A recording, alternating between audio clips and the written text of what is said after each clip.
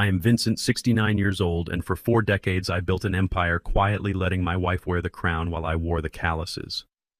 I took my wife to an elite charity gala. She left on the arm of a man who claimed to be a billionaire. He threw a single crumpled $1 bill at my chest and told me to buy a coffee while he took care of my wife. She laughed. But what my cheating wife and her arrogant lover did not know was that the dollar bill he threw at me was bought with my own money. And by the next morning that single dollar would be the only asset they had left. Before I tell you exactly how I dismantled their fake world brick by brick, let me know which city you are watching from in the comments below. Hit like and subscribe if you believe that the quietest people always hold the most dangerous hands. The air inside the downtown Grand Ballroom was thick with the scent of expensive perfume and aged champagne. I stood near the entrance adjusting the collar of my 10-year-old off-the-rack suit. The fabric was stiff, the cut outdated, but I wore it out of habit rather than necessity. I scanned the sea of silk and tailored tuxedos searching for my wife Valerie. We had arrived separately because she claimed she needed hours to prepare with her styling team, a team I paid for. I finally spotted her near the ice sculpture in the center of the room. She was wearing a custom emerald green gown that cost more than most people make in a year. But she was not alone. She was practically draped over the arm of Conrad Sinclair. Conrad was 55 years old, a white man with perfectly styled silver hair and a smile that looked like it was practiced in front of a mirror. He was known around the city as a hotshot hedge fund billionaire. He wore a bespoke velvet tuxedo and held a crystal glass in one hand while his other hand rested intimately on the small of Valerie's back. They were laughing loudly, leaning into each other with the careless ease of two people who believed they were completely untouchable. I walked toward them. I did not rush. I did not storm across the floor or clench my fists. I simply navigated through the crowd of wealthy socialites until I stood directly in front of them. The music from the string quartet seemed to fade slightly as people nearby noticed my approach. Valerie saw me. Her smile vanished, instantly replaced by a look of sheer annoyance.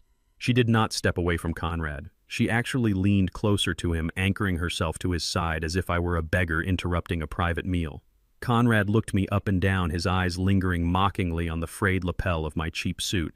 He did not see a husband. He saw an obstacle he could easily step over. He reached into the inner pocket of his designer jacket and pulled out a single crumpled $1 bill. He flicked his wrist and threw the balled-up paper directly at my chest. It bounced off my tie and landed on the polished marble floor. "Buy yourself a coffee, old man," Conrad sneered, his voice loud enough for the surrounding guests to hear. "I will take good care of her tonight." I looked at Valerie, waiting for her to react. I waited for a trace of shame, a hint of regret, or even a basic defense of her husband of 35 years. Instead, she let out a sharp, cruel laugh. She turned her back on me, hooked her arm tighter through Conrad's, and walked away with him toward the private VIP exit. The sheer audacity of the moment hung in the air. For a decade, I had worn this exact same suit to every formal event.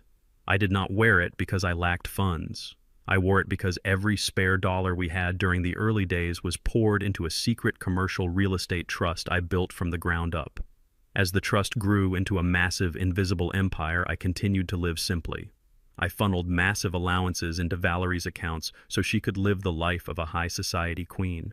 I paid for her country club memberships, her luxury vehicles, and the very gown she was wearing to walk away with another man. My frugality funded her arrogance. She mistook my quiet sacrifice for weakness. The surrounding guests stared at me, their eyes wide with pity and morbid curiosity. They expected a scene. They expected the angry, betrayed older man to scream, to cause a commotion, or to throw a punch. They wanted a spectacle. I gave them absolutely nothing. I stood perfectly still, letting the cold reality of the moment wash over me. The anger did not rise to my throat. It bypassed my emotions entirely and settled deep in my chest as pure, calculating clarity. I looked down at the floor. The crumpled dollar bill rested against the pristine marble. I slowly bent down. My knees popped slightly in the quiet space. I picked up the dollar bill. I used my thumb and index finger to smooth out the creases, pressing the paper perfectly flat with meticulous care. I folded it neatly in half, then into quarters, and slipped it safely into the breast pocket of my cheap jacket. I did not look at the door where my wife had disappeared. I turned around and walked calmly toward the main exit. I stepped out into the damp, cool night air. The valet looked at me with sympathetic eyes. I handed him my worn ticket. A few moments later, he brought my 20-year-old Ford truck around to the front. The engine rattled loudly as it idled next to a line of gleaming Ferraris and Bentleys. I handed the valet a generous tip and climbed into the cracked leather driver's seat. I sat in the dark cabin for a long moment, gripping the steering wheel. The silence of the truck was a stark contrast to the noise of the ballroom. I realized in that moment that Valerie had not just insulted me. She had handed me the ultimate freedom. She had severed the last string of my unconditional tolerance. I was no longer a husband trying to save a marriage. I was a businessman dealing with a bad investment. I reached into the center console and pulled out my cell phone. I scrolled past Valerie's contact name. I would never call that number again.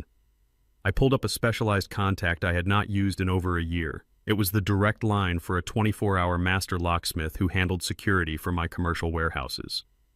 The phone rang twice before a gruff voice answered. My tone was steady, devoid of any warmth or hesitation. I need a full security crew at the main residential estate immediately. Change every lock on the property. The entry gates, the front and back doors, the garage access codes. I want the heavy titanium deadbolts installed on all exterior entries. I want it done tonight. I ended the call and tossed the phone onto the passenger seat. I put the old truck into gear and drove away from the gala, touching my breast pocket where the single-dollar bill rested safely. The game had completely changed, and they had no idea what was coming. The morning sun broke through the heavy oak trees lining the long driveway of the estate. It was barely 7 o'clock when a black luxury ride-share SUV pulled up to the front gate. The massive iron gates, which usually swung open automatically via a sensor in Valerie's personal vehicle, remained firmly locked against her command. The driver refused to wait, forcing her to exit at the pedestrian entrance and walk the rest of the way. Valerie stepped out onto the damp pavement. Her custom emerald green gown from the charity gala was deeply wrinkled and stained with spilled wine near the hem. She looked completely exhausted, her carefully styled hair now a tangled mess, but her posture remained stiff with the arrogance of a woman who had never faced a real consequence in her entire life.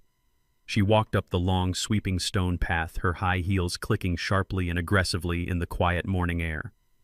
When she reached the massive double doors of the main entrance, she impatiently reached into her designer clutch. She pulled out her heavy gold key, a custom piece she had commissioned years ago because she thought standard keys looked cheap. She slid the gold metal toward the keyhole, expecting the familiar smooth click that had welcomed her for decades. Instead, the metal scraped uselessly against a flat surface. The elegant brass fixture she was used to had been completely removed. In its place was an industrial-grade reinforced titanium deadbolt glowing faintly with a red digital security ring. She jammed her custom key forward again, violently scratching the expensive metal against the titanium. It did not budge a single millimeter. She grabbed the heavy brass door handle and yanked it backward with all her strength, but the thick door felt like a solid wall of concrete. She took a step back, her initial confusion rapidly morphing into rising, uncontrollable anger. She kicked the bottom of the solid oak door with the toe of her ruined heel, leaving a dark scuff mark on the pristine wood. Her furious eyes darted around the porch until they landed on the newly installed high-definition camera doorbell mounted perfectly at eye level. She slammed the palm of her hand against the button, holding it down for 10 continuous seconds. When the door still did not open, she leaned her face directly into the camera lens, her features distorted by rage. "Open this door immediately," she demanded, her voice shrill, breathless, and echoing loudly across the empty manicured driveway. "Are you completely losing your mind? You are locking me out of my own house. I want this door opened right now, or I am calling the police to have you forcefully removed from the premises." Inside the quiet kitchen, I was sitting calmly at the marble island. I was wearing my simple cotton bathrobe, holding a fresh cup of dark roast coffee. The security tablet resting on the counter displayed her angry red face perfectly in high definition. I watched her mascara running slightly down her cheeks, but I did not feel a single ounce of pity. I took a slow, deliberate sip of my coffee, deeply savoring the quiet warmth and absolute peace of my house. I pressed the intercom button on the tablet. My voice came through the porch speaker, calm, flat, and completely devoid of the explosive anger she was so desperate to provoke. "This is no longer your house, Valerie," I said evenly. "The deed has always been solely in my name, and as of 2 o'clock this morning, the security of this entire property has been completely upgraded." Valerie scoffed loudly, slapping her hand against the heavy door again. "You cannot do this to me. All my things are in there. My expensive clothes, my jewelry, my bags. I need to get inside right now." I took another slow sip of my coffee before responding. You will not find a single item of yours inside this house, I replied. Every designer dress, every pair of shoes, and every piece of jewelry you purchased using my money has been carefully packed into 24 industrial cardboard boxes. At 5:30 this morning, a private courier service delivered them directly to the main public lobby of Conrad Sinclair's downtown office building. I suggest you go there if you want to change out of that ruined dress. Valerie froze completely on the porch. The humiliating realization that her secret glamorous life was suddenly sitting in cheap cardboard boxes in a crowded public lobby hit her hard. But instead of showing any genuine shame or remorse, her expression twisted into a terrifying mask of pure malice. She took a step back from the camera and began to laugh. It was a cold, cruel, and mocking sound that echoed loudly against the tall stone pillars of the porch. "You really think you have won, do you?" she sneered, looking directly into the glowing red lens of the security camera. "You think changing a lock and moving some boxes makes you a powerful man? You are nothing but an outdated, pathetic old fool who has absolutely no idea what is actually happening under his own roof." I watched her through the screen, my expression entirely unchanged. She crossed her arms over her chest, shivering slightly in the crisp morning chill, but her eyes were burning with absolute triumph. "You spent 40 years building your little real estate trust," Valerie continued, her voice dripping with toxic venom. "But you were too busy playing the humble, silent martyr in your cheap suits to notice that the world moved right past you. You do not hold the reins of the empire anymore, Vincent. Our son-in-law Bradley does." I remained perfectly silent, letting her dig her own grave. Bradley, the white Ivy League-educated husband of my daughter Camille, was a man whose only real talent was failing upward. I had personally pulled him out of bankruptcy 5 years ago, giving him a fake director title just to keep my daughter happy. Valerie leaned closer to the camera, fully believing she was delivering the ultimate killing blow. "Bradley controls the corporate finances now," she declared proudly. "He has been secretly restructuring the entire executive board for the past 6 months. He holds all the digital signatures. He manages all the liquid assets and the offshore accounts. You might have your name on a worthless piece of paper for this house, but Bradley holds the actual keys to the vault. By the time I am done with you, you will not even be able to afford the basic property taxes on this estate. We are going to legally sell this house right out from under you, Vincent, and put you in the cheapest, most miserable nursing home the state has to offer." Valerie did not wait for my response. She aggressively pulled her cell phone from her designer clutch and swiped at the cracked screen with shaking, furious fingers. She dialed Bradley's number, pacing back and forth across the stone porch like a caged animal. I watched the live camera feed intently as she pressed the phone hard against her ear. "Bradley, listen to me right now," she screamed into the receiver the exact second he answered the call. "Vincent knows about us. He changed the locks on the estate and threw all my things out into the street. I need you to execute the financial contingency plan right this second. Do you hear me? Cut him off completely. Lock him out of every single corporate bank account immediately. Freeze all his personal credit cards and permanently revoke his executive access to the main servers."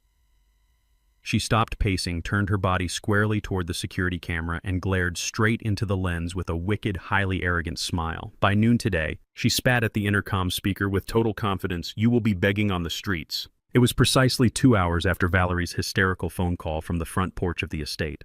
I was sitting behind my heavy mahogany desk on the top floor of the downtown corporate headquarters. The office was perfectly quiet, the thick soundproofing blocking out the chaotic hum of the city traffic below. I was calmly reviewing the latest quarterly projections when the heavy double-glass doors of my office suddenly burst open. My executive assistant did not even have time to announce their arrival. Valerie marched into the room, her ruined designer gala gown from the night before swapped out for a sharp, highly aggressive business suit. Flanking her on either side were my 35-year-old daughter Camille and Camille's husband Bradley. Valerie did not waste a single second with formal greetings or pleasantries. She marched straight across the thick carpet to my desk and violently slammed a massive stack of legal documents onto the polished wood. The heavy thud echoed sharply across the spacious room. She planted both her hands firmly on the desk, leaning over with a look of absolute, unadulterated venom. "I am not playing your pathetic little games anymore, Vincent," she spat, her voice tight with unhinged rage. "These are expedited divorce and asset division papers. You are going to sign over exactly 40% of the entire commercial trust, all liquid corporate assets, and the deed to the main estate to me right now. Or we will publicly tear this entire company apart piece by piece." Camille stood right behind her mother, her arms crossed tightly against her chest, her face a mask of cold, inherited entitlement. She looked at me not as a father who had given her everything, but as an annoying obstacle standing in her way. Bradley stood slightly to the side, adjusting his expensive silk tie, desperately trying to project the aura of a powerful, commanding executive. He puffed out his chest, looking down his nose at me with a sickeningly smug expression. I did not look down at the divorce papers. I did not look at my angry, cheating wife or my deeply ungrateful daughter. My eyes locked entirely onto Bradley. I stared at him with a cold, surgical precision that made him instantly shift his weight uncomfortably in his expensive Italian leather shoes. Bradley loved to boast loudly about his Ivy League education. He wore his business degree like a protective shield, parading around high society events and country clubs as a brilliant financial mind. But I knew the actual unforgiving numbers. 5 years ago, Bradley was drowning in massive debt, completely bankrupted by a series of disastrously stupid investments in fraudulent offshore tech startups. He was weeks away from total financial ruin, facing multiple severe lawsuits from angry corporate creditors. Camille had come to my house crying hysterically, begging me to save her husband from public humiliation and potential federal fraud charges.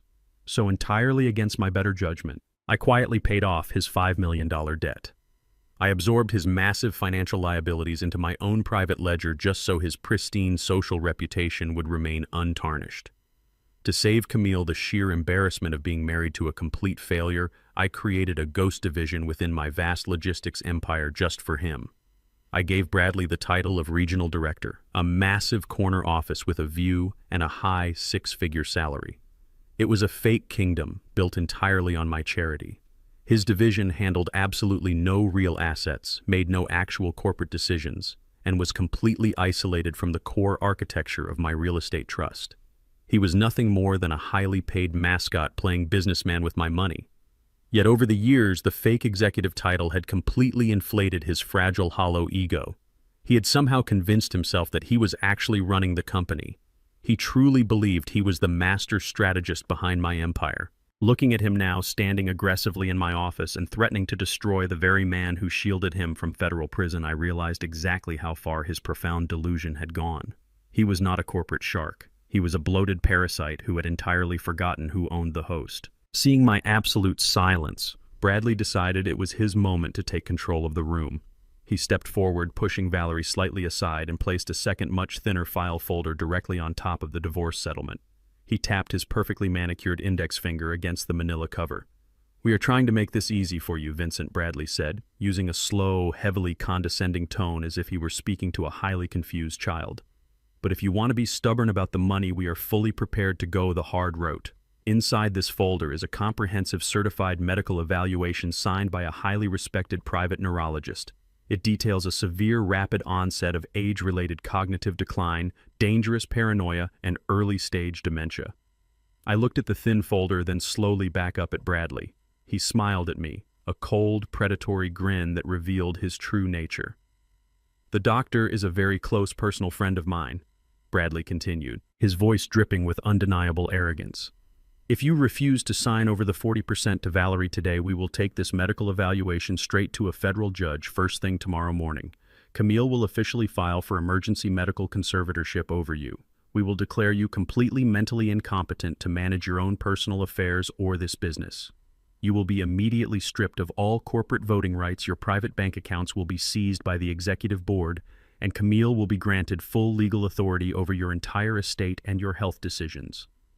Valerie leaned back, and her eyes gleaming with triumphant malice. "Do you understand exactly what that means, Vincent?" she hissed loudly. "If you do not sign these papers right now, you will not just lose 40% of your wealth. You will lose 100%. We will legally lock you away in a permanent care facility, and Bradley will take over as the sole chief executive officer of this company by the end of the week." I shifted my gaze to Camille, my own flesh and blood. She did not flinch. She simply nodded in cold agreement with her mother and her fraudulent husband. They had planned this coup perfectly. They honestly thought they had backed an old man into an inescapable corner. I looked at the three of them standing there in my office, absolutely drunk on their own perceived power. They eagerly expected me to panic. They fully expected me to scream in anger, to violently tear up the fake medical evaluation, or to desperately negotiate for my own freedom. Instead, I felt the corners of my mouth lift into a very slight, very cold smile. I did not say a single word to my wife, my daughter, or the pathetic parasite she married. I simply stood up from my heavy leather chair. I left their ridiculous divorce papers and their fabricated medical threats sitting completely untouched on my desk. I buttoned my cheap suit jacket, walked entirely around them as if they were invisible statues, and exited my own office. I walked straight down the long glass corridor toward the private executive elevator. As the heavy steel doors slid shut, cutting off their highly confused and deeply angry faces, I pulled my cell phone from my breast pocket. I dialed the direct private line of Mr. Goldstein, my senior corporate attorney, and a man widely known in the financial district for his absolute unmatched ruthlessness. He answered on the very first ring. "Goldstein," I said, my voice perfectly steady and clear. "It is time. Execute the purge protocol immediately." The private elevator doors opened directly into the reception area of Goldstein and Associates, located on the 50th floor of the city's most prestigious financial tower. I did not stop at the front desk to announce myself. The receptionist, recognizing me, instantly simply nodded and pressed the silent buzzer to unlock the heavy oak doors leading to the inner sanctum. Abraham Goldstein was already waiting for me. He was a man who operated with the cold mechanical precision of a seasoned executioner. He did not offer me a drink or ask about my day. He simply gestured to the leather chair opposite his massive glass desk. I sat down and placed my phone face down on the polished mahogany table. "They made their move," I said, keeping my voice entirely devoid of emotion. "They brought a forged medical evaluation into my office and demanded 40% of the entire commercial trust." Goldstein leaned back in his chair, a slow, dangerous smile spreading across his face. He folded his hands together, resting them on his desk. "Then they have officially crossed the threshold of no return," Goldstein replied. I gave him a single firm nod. "Execute the purge protocol," I commanded. The purge protocol was a complex financial fail-safe mechanism we had secretly embedded into the foundational documents of the trust over a decade ago. It was designed for one specific scenario, a hostile internal takeover. It required only my verbal confirmation and a dual biometric scan to activate. Goldstein immediately turned to his secure terminal, his fingers moving rapidly across the keyboard. He brought up the master control dashboard for the entire corporate financial network. The time for quiet endurance was officially over. We started with the parasite.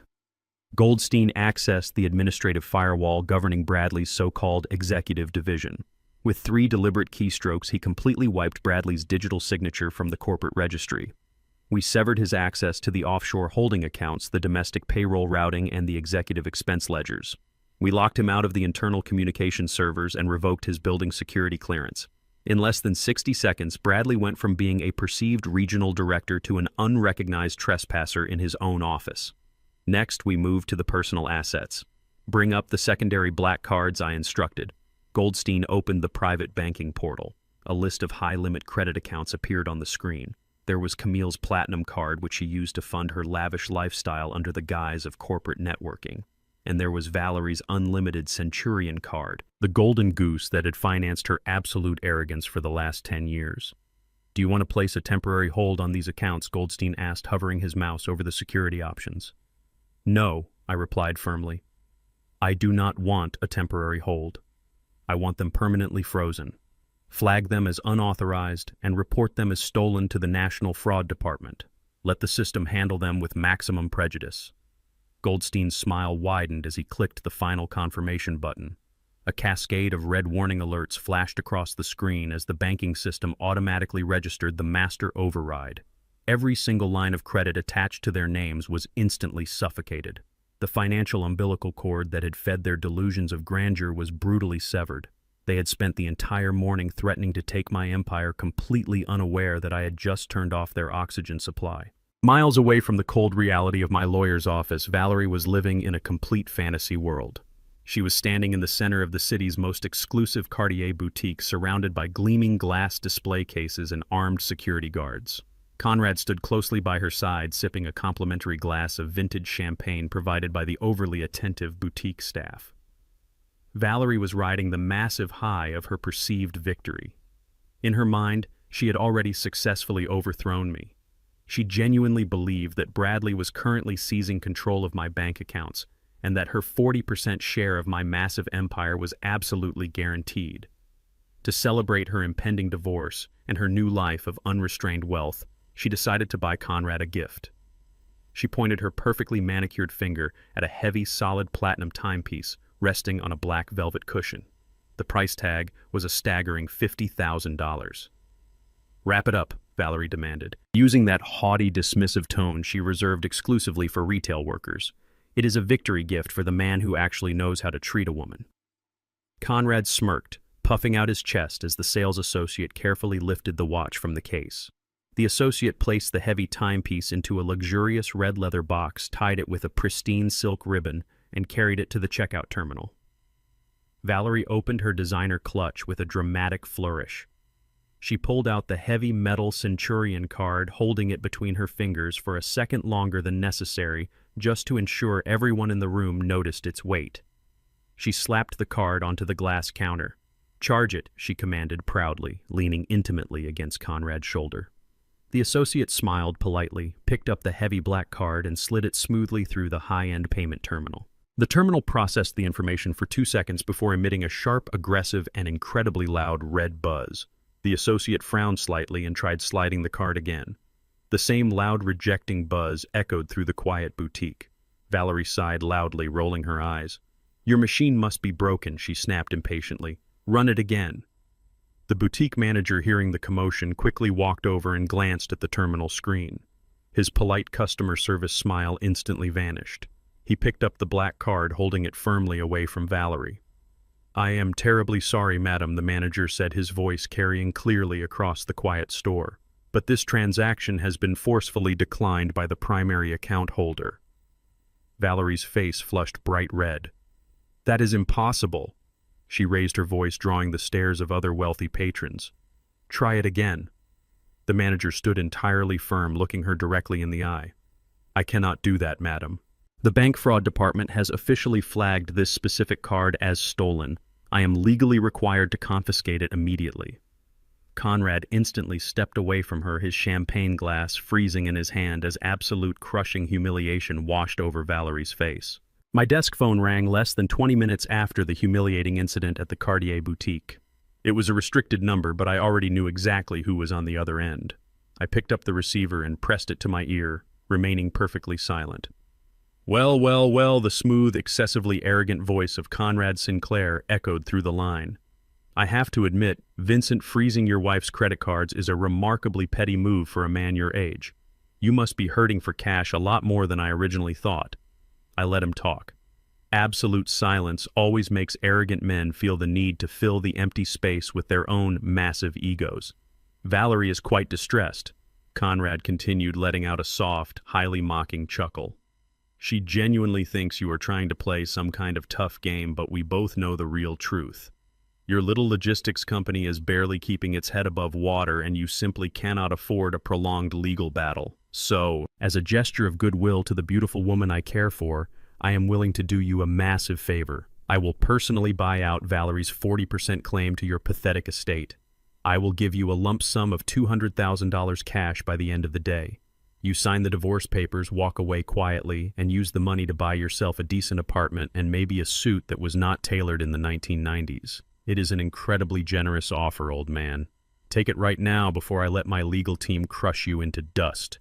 While Conrad continued to boast loudly about his immense wealth and his aggressive legal team, my computer screen chimed softly. An encrypted email from Goldstein had just arrived in my inbox. The subject line simply read, "Asset Verification Report."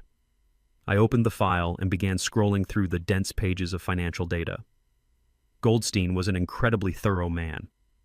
When I asked him to initiate the purge protocol, he did not just cut off the credit cards and revoke the digital signatures. He ran a comprehensive background check on the man who had publicly insulted me.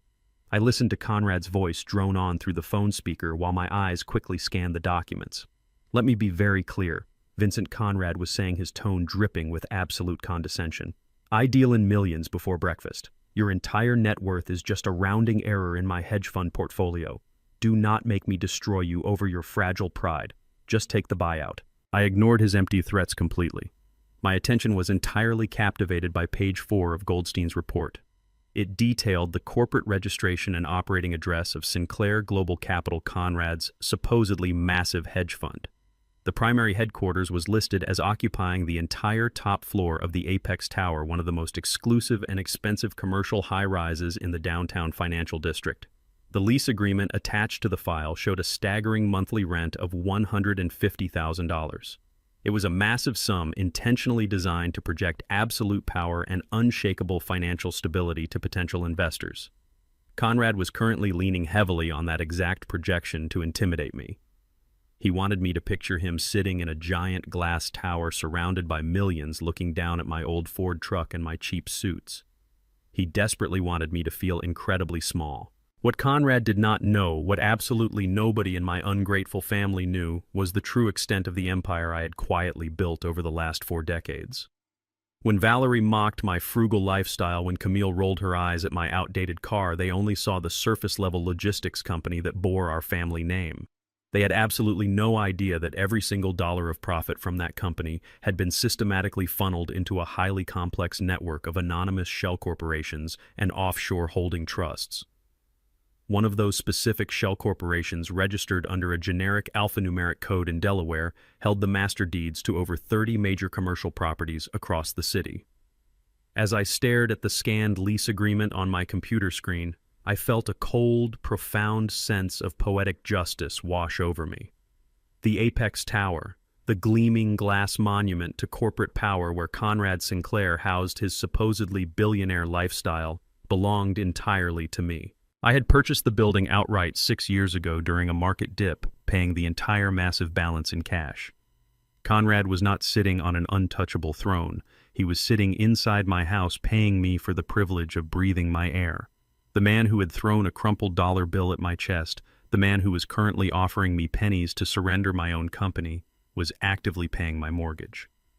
I leaned back in my leather chair, the heavy material creaking slightly in the quiet office. I let out a slow, perfectly controlled breath. The irony was so dense it was almost suffocating. My cheating wife had abandoned me for a man whose entire foundation of wealth was constructed on property that I owned. I adjusted my glasses and looked much closer at the financial addendum Goldstein had highlighted in bright red ink at the bottom of the lease agreement. It was the internal accounting ledger for the Apex Tower Property Management Division. I traced my finger along the columns of numbers, my eyes narrowing sharply as I processed the exact data. Conrad Sinclair was not just a tenant in my building. He was a severely delinquent tenant. The ledger clearly indicated that Sinclair Global Capital had completely missed its last 6 consecutive rent payments. He was currently in default to the tune of $900,000.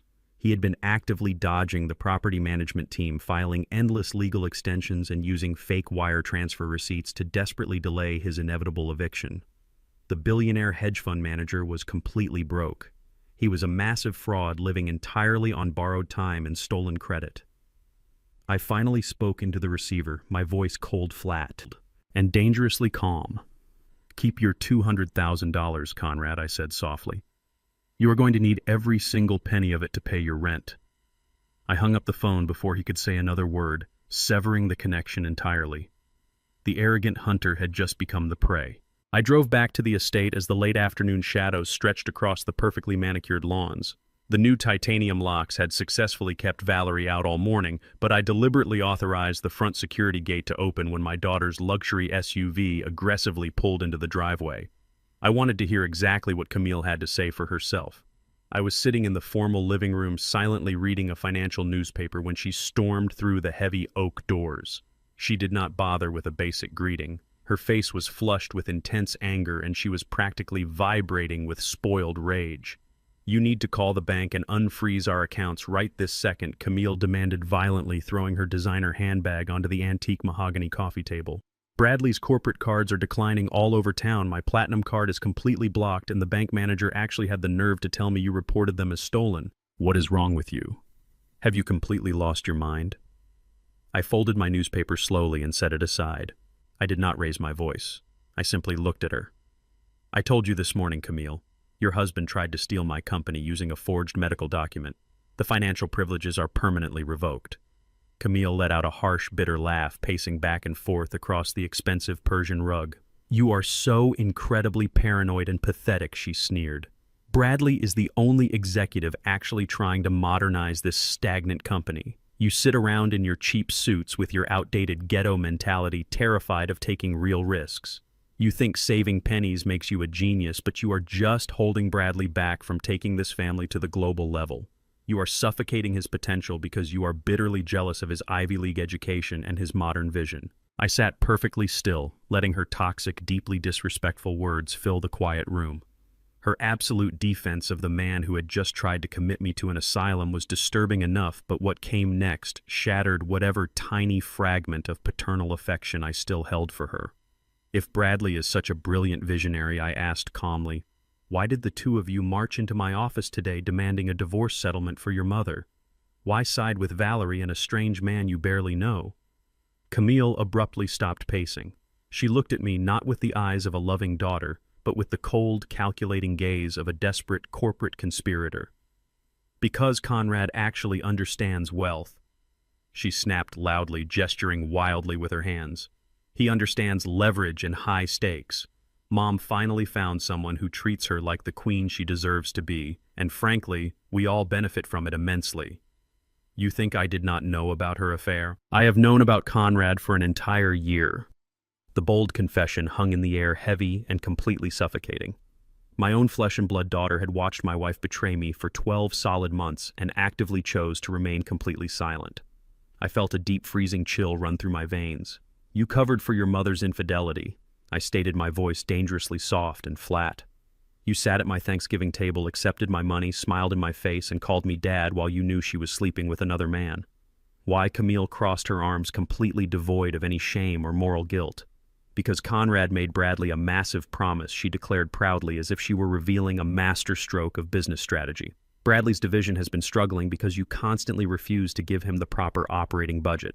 Conrad promised to inject $10 million of fresh venture capital directly into Bradley's department. $10 million, Vincent. That is real money. That is the kind of aggressive expansion this family actually needs to survive. Mom's relationship with Conrad was the absolute best thing that could have happened to Bradley's career. We fully supported her because we knew Conrad would finally give Bradley the heavy financial backing you always denied him. So yes, I kept my mouth shut. You were never going to give us that kind of capital anyway. I looked at the 35-year-old woman standing in the center of my living room. I looked closely at the expensive designer clothes she wore, paid for entirely by the logistics company she was currently insulting. I looked at the massive diamond rings glittering on her fingers, bought with the quiet wealth I had systematically transferred into her trust accounts over the years. I searched her face for any trace of the little girl I had lovingly raised, any glimmer of a functioning moral compass, any spark of genuine familial loyalty. There was absolutely nothing left. She was completely hollow, a perfect, terrifying reflection of her mother's bottomless greed and her husband's pathetic, unearned entitlement. She had actively sold out her own father's dignity for the distant promise of a $10 million investment from a man she foolishly thought was a billionaire.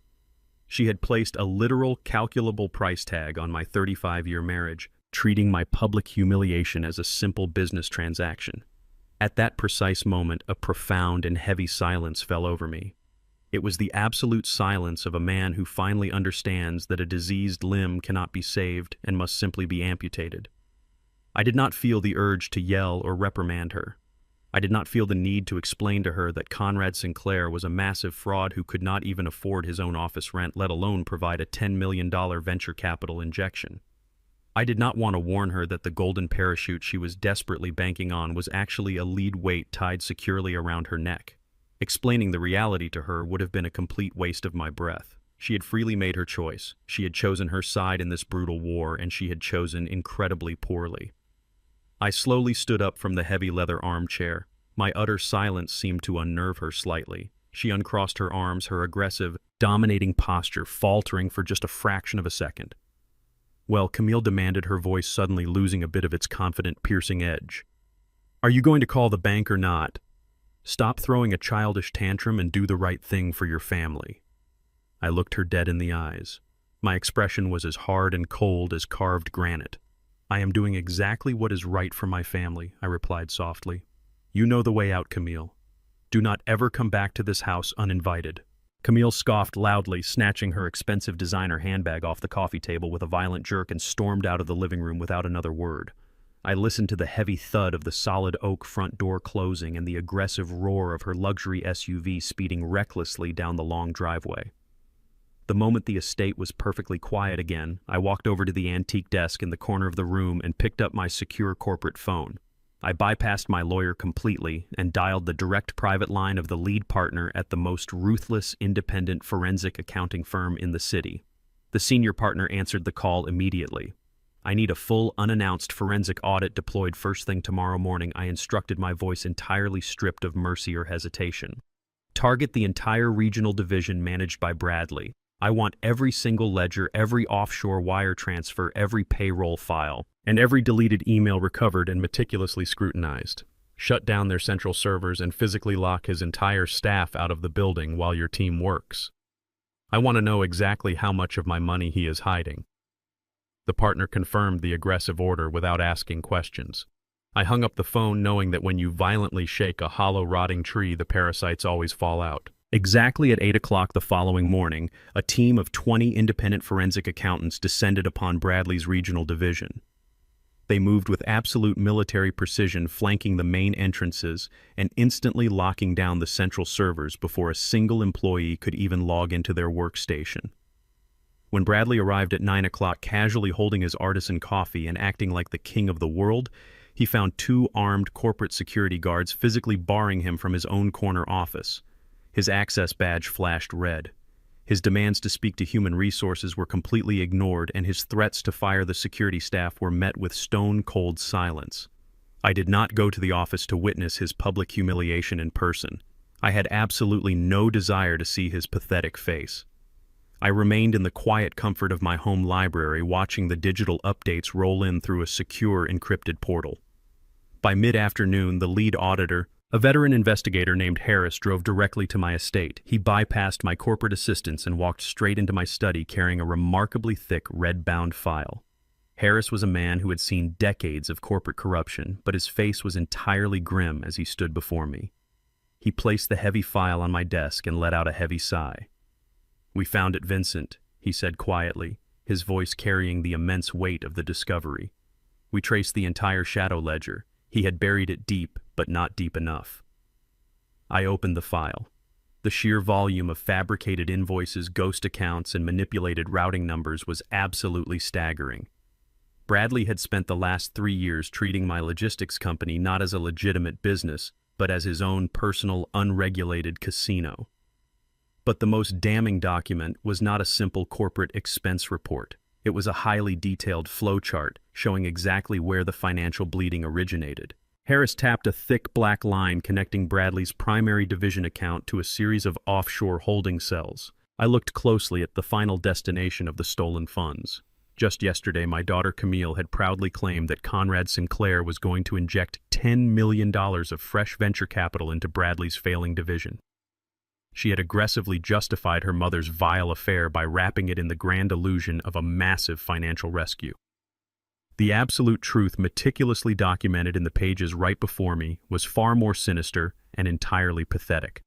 Conrad had never invested a single dime into my company. He had absolutely no capital to invest. Instead, the money had flowed entirely in the opposite direction. Over the past 12 months, Bradley had systematically authorized dozens of wire transfers, cleverly disguised as high-yield, speculative corporate investments. He had funneled exactly $10 million into a series of complex shell companies controlled entirely by Sinclair Global Capital. But Bradley was not a brilliant criminal mastermind. He did not have the technical skill or the executive clearance to steal from my highly monitored operational accounts or my heavily guarded private trusts. To find that kind of massive liquidity without triggering my immediate oversight, he had to target the most vulnerable pool of money available to him. He had hacked directly into the employee pension fund. He had actively stolen the retirement savings of the truck drivers, the warehouse workers, and the logistics coordinators who had literally broken their backs building my empire over the last 40 years. Men and women who trusted me with their futures were now missing millions. Bradley had callously robbed the working-class families who depended on me, all to secretly finance the fake billionaire lifestyle of Conrad Sinclair. Conrad had promised Bradley massive corporate returns and elite social status in exchange for the illegal capital injection. The two of them had struck a desperate, highly illegal bargain. Bradley desperately needed a massive win to prove to his wife that he was a real executive, and Conrad desperately needed liquid cash to maintain his entirely fraudulent public image. They were two desperate frauds feeding off each other using my hard-working employees as their personal bank. I sat back in my heavy leather chair, the absolute silence of the library pressing down heavily on my shoulders. A cold, dark realization washed over my mind, locking every piece of this pathetic puzzle perfectly into place. When Conrad threw that crumpled dollar bill at my chest in the middle of the charity ballroom, he was acting like a wealthy king, casually tossing a coin to a starving peasant. When he bought Valerie expensive dinners at Michelin-star restaurants, chartered private yachts for weekend getaways, and gifted her sparkling diamond necklaces, she truly believed she had finally found a man whose wealth rivaled my own. She had willingly discarded 35 years of marriage because she honestly thought she was trading up to a more modern, exciting billionaire who would treat her like royalty. But every single extravagant gift, every sip of vintage champagne, and every luxurious hotel suite Conrad had purchased to seduce my wife was funded entirely by the money Bradley had stolen from my own company. The absolute irony was so sharp it almost drew blood. Conrad was not a wealthy savior rescuing my wife from a frugal, boring existence. He was a completely broke parasite using my stolen money to sleep with my wife.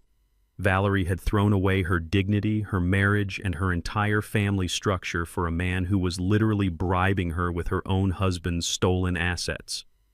She was entirely blinded by the shiny artificial veneer of his fake wealth, completely oblivious to the fact that she was actively participating in the destruction of her own daughter's future and the financial ruin of my loyal employees. The entire foundation of their grand betrayal was built on a massive, pathetic lie. They thought they were completely outsmarting me, manipulating my wealth behind my back, while confidently laughing at my simple suits and my quiet demeanor. Instead, they had handed me the exact weapon I needed to destroy them all completely, and they had legally documented every single step of their own ruin. I closed the heavy red file folder. I looked at Harris, who was waiting quietly for my final decision. I did not need to think about it. Send the entire unredacted report to the Federal Financial Crimes Division immediately, I ordered. Let the wolves have them. Less than 4 hours after I gave that order, Bradley was sitting in his expensive, heavily mortgaged suburban home, desperately trying to figure out why his office security badge had been deactivated. He was pouring himself a generous glass of expensive scotch to calm his nerves when a black government vehicle pulled aggressively into his driveway. Two serious-looking federal agents stepped out, walked straight up to his front door, and handed him a formal, heavily stamped legal subpoena. The terrifying document demanded his immediate appearance before a federal grand jury regarding the blatant misappropriation of $10 million from a federally protected employee pension fund. Bradley's false bravado and corporate arrogance evaporated instantly. The terrifying reality of a 15-year federal prison sentence suddenly crushed his chest, making it impossible for him to breathe. Shaking violently, he rushed into his home office, locked the heavy door, and grabbed his cell phone. He frantically dialed Conrad's private number, his hands sweating profusely. "Conrad, listen to me right now." Bradley gasped into the receiver, his voice cracking with pure, unadulterated terror. "The feds are here. They know everything about the pension money. They know about the wire transfers. You have to wire the $10 million back to the corporate account right this second before they freeze everything and arrest me. Tell me you still have the money, Conrad. Please tell me you can send it back today." While Bradley was barricaded in his home office having a complete nervous breakdown over the federal subpoena, Conrad Sinclair was sitting at a corner table of a highly exclusive Michelin-star restaurant, desperately trying to maintain his rapidly crumbling billionaire facade.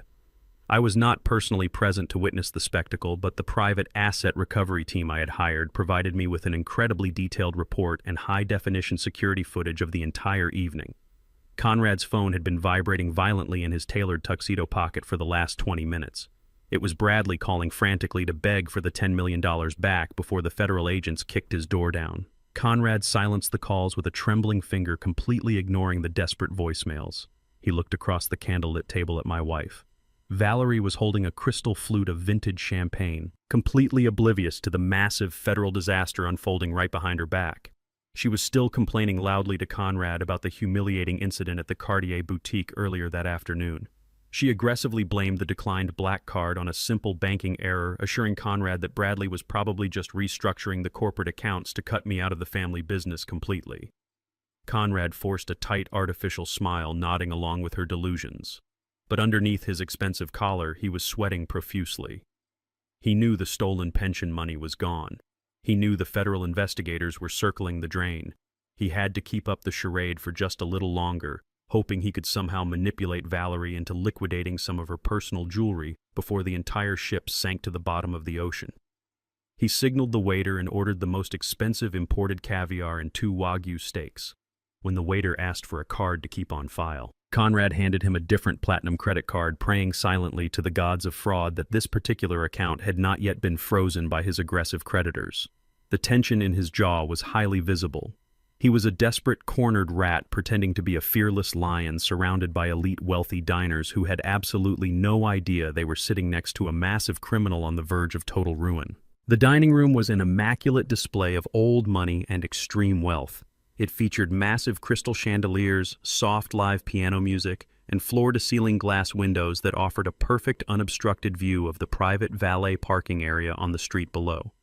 It was the exact type of highly exclusive environment Valerie believed she inherently belonged in. She took a delicate bite of her expensive appetizer, her eyes constantly scanning the room to ensure the other patrons were looking at her. She desperately wanted everyone in the city to see her sitting with her wealthy new lover. She got her wish, but not in the way she ever intended. The soft, elegant atmosphere of the restaurant was suddenly pierced by the harsh, flashing yellow strobe lights of 2 heavy-duty industrial tow trucks. The trucks rumbled aggressively down the quiet, upscale street. Their massive diesel engines growled loudly against the serene, sophisticated backdrop of the fine dining establishment. The trucks did not casually pass by. They abruptly pulled directly into the exclusive valet parking zone, aggressively blocking a line of incoming luxury vehicles. The elite diners seated near the windows immediately paused their quiet conversations. Their silver forks hovered over their porcelain plates as they watched the highly unusual and disruptive scene unfold outside. Valerie turned her head, her annoyance flaring instantly at the loud interruption. "Look at those hideous, dirty trucks," she scoffed to Conrad, taking another arrogant sip of her champagne. "They are completely ruining the entire ambiance of the evening. The restaurant management really should do something about that right now." Conrad followed her gaze out the massive glass window, and his forced smile instantly vanished. His heart dropped violently into his stomach as he watched 2 burly, unkempt drivers jump out of the truck cabs holding thick metal clipboards. The first driver walked straight past a sleek Ferrari and stopped directly in front of Valerie's gleaming white Mercedes-Benz. The second driver bypassed a Rolls-Royce and marched straight toward Conrad's black Porsche 911. Valerie set her crystal glass down on the table with a sharp, angry clink. "What in the world are those men doing?" she demanded, her voice rising in sheer panic as the first driver began unspooling a heavy steel towing cable. "They are touching my car." Conrad did not answer her. He sat completely frozen in his chair, his mind racing to find an escape route that simply did not exist. The harsh mechanical screech of the heavy winch echoed clearly through the thick glass windows as the massive steel hooks were violently clamped onto the undercarriage of their luxury vehicles. Valerie simply could not contain her inherited arrogance. She aggressively threw her expensive silk napkin onto the table, stood up abruptly, and marched furiously through the elegant dining room toward the main entrance. Conrad had absolutely no choice but to follow her, his face pale and slick with a cold, nervous sweat. The restaurant manager tried to politely intervene, but Valerie pushed right past him and stormed out the front doors into the cool evening air. "Stop right there!" Valerie screamed at the tow truck driver at the top of her lungs. Her shrill voice echoed loudly down the upscale street, instantly drawing the absolute attention of every single valet security guard and wealthy passerby. "Take those filthy metal hooks off my car immediately. Do you have any idea who I am?" The burly tow truck driver did not even flinch at her aggressive tone. He casually wiped his greasy hands on a dirty rag and pulled a bright pink repossession notice from his metal clipboard. He shoved the thick paper directly into Valerie's chest. "I do not care if you are the Queen of England, lady." The driver grunted loudly, entirely unimpressed by her designer gown. "This vehicle is a corporate lease officially registered to Hayes Logistics. The primary account holder permanently terminated the lease agreement this morning and flagged the vehicle for immediate repossession due to unauthorized personal use. You can clear out your personal belongings or leave them in the trunk, but this car is getting hooked up and coming with me right now." Valerie stared at the bright pink paper in absolute paralyzed horror. The realization hit her like a physical blow to the stomach. The financial safety net was completely gone. She whipped her head around to look at Conrad, fully expecting her billionaire savior to step in, throw a massive stack of cash at the driver, and make the embarrassing problem disappear. Instead, she watched as the second tow truck driver handed Conrad an identical pink slip. Conrad's leased Porsche, the ultimate physical symbol of his fake wealth, was currently being hoisted violently into the air by the heavy chains. His car lease was heavily dependent on the fraudulent offshore accounts Bradley was supposed to manage, and with my purge protocol fully activated, his automatic payments had hard bounced. Several wealthy diners from the restaurant had actually stepped outside to watch the commotion, openly pointing and recording the deeply humiliating spectacle on their smartphones. Valerie, the woman who had spent her entire adult life obsessing over her pristine public image, was now the main attraction of a massive, extremely public financial execution. She stood entirely paralyzed on the sidewalk, watching her luxurious lifestyle being literally dragged away on a rusty flatbed truck. The heavy tow trucks roared back to life. Their massive diesel engines belched black smoke into the pristine night air as they forcefully pulled away from the curb, taking the white Mercedes and the black Porsche with them into the downtown traffic. Valerie and Conrad were left standing completely stranded on the sidewalk, entirely exposed to the judging eyes of the city elite. The head valet approached them cautiously, holding his clipboard tightly against his chest. "Would you like me to call a private black car service to take you home, sir?" the valet asked Conrad, his tone laced with barely concealed pity. Conrad reached into his tailored tuxedo pocket, his hands shaking violently. He knew his remaining credit cards were completely maxed out and his bank accounts were entirely frozen. He could not afford a luxury car service. He could barely afford his next meal. "No," Conrad muttered under his breath, completely avoiding Valerie's shocked, demanding, and furious stare. "I will handle it myself." He pulled out his smartphone and opened a basic ride-sharing application. He rapidly scrolled past the premium luxury options because his remaining available balance could not even cover the base fare. He quietly ordered the absolute cheapest standard ride available on the app. 5 minutes later, a battered 10-year-old sedan with a severely dented bumper and a cracked windshield pulled up to the curb of the Michelin star restaurant. Valerie looked at the cheap, dirty car, then looked at Conrad in absolute disgust and utter disbelief. "Get in, Valerie!" Conrad snapped harshly, his fake billionaire persona completely shattering under the immense pressure. The grand charade was officially over. As she reluctantly climbed into the back seat of the cheap sedan, the worn fabric scratching against her custom gown, she finally realized the terrifying truth. The Hayes family bank was permanently closed, and she had traded her entire life for an absolute illusion. It was the morning after the disastrous repossession dinner. Bradley, utterly terrified by the federal agents who had visited his suburban home the previous afternoon with a formal subpoena, decided his only possible way out was to completely control the public narrative before the official federal indictment dropped. He managed to convince Camille to stand firmly by his side, manipulating her desperate desire to protect their lavish, unearned lifestyle. Together, they hastily organized a massive press conference in the basement-level media room of a prominent downtown hotel. They stood behind a heavy wooden podium completely covered in microphones from every major local news station. Bradley was sweating profusely under the harsh television lighting, but he desperately tried to project the image of a resolute, highly responsible corporate executive. He looked directly into the camera lenses and confidently declared that I, Vincent Hayes, was suffering from severe, highly dangerous early-onset dementia.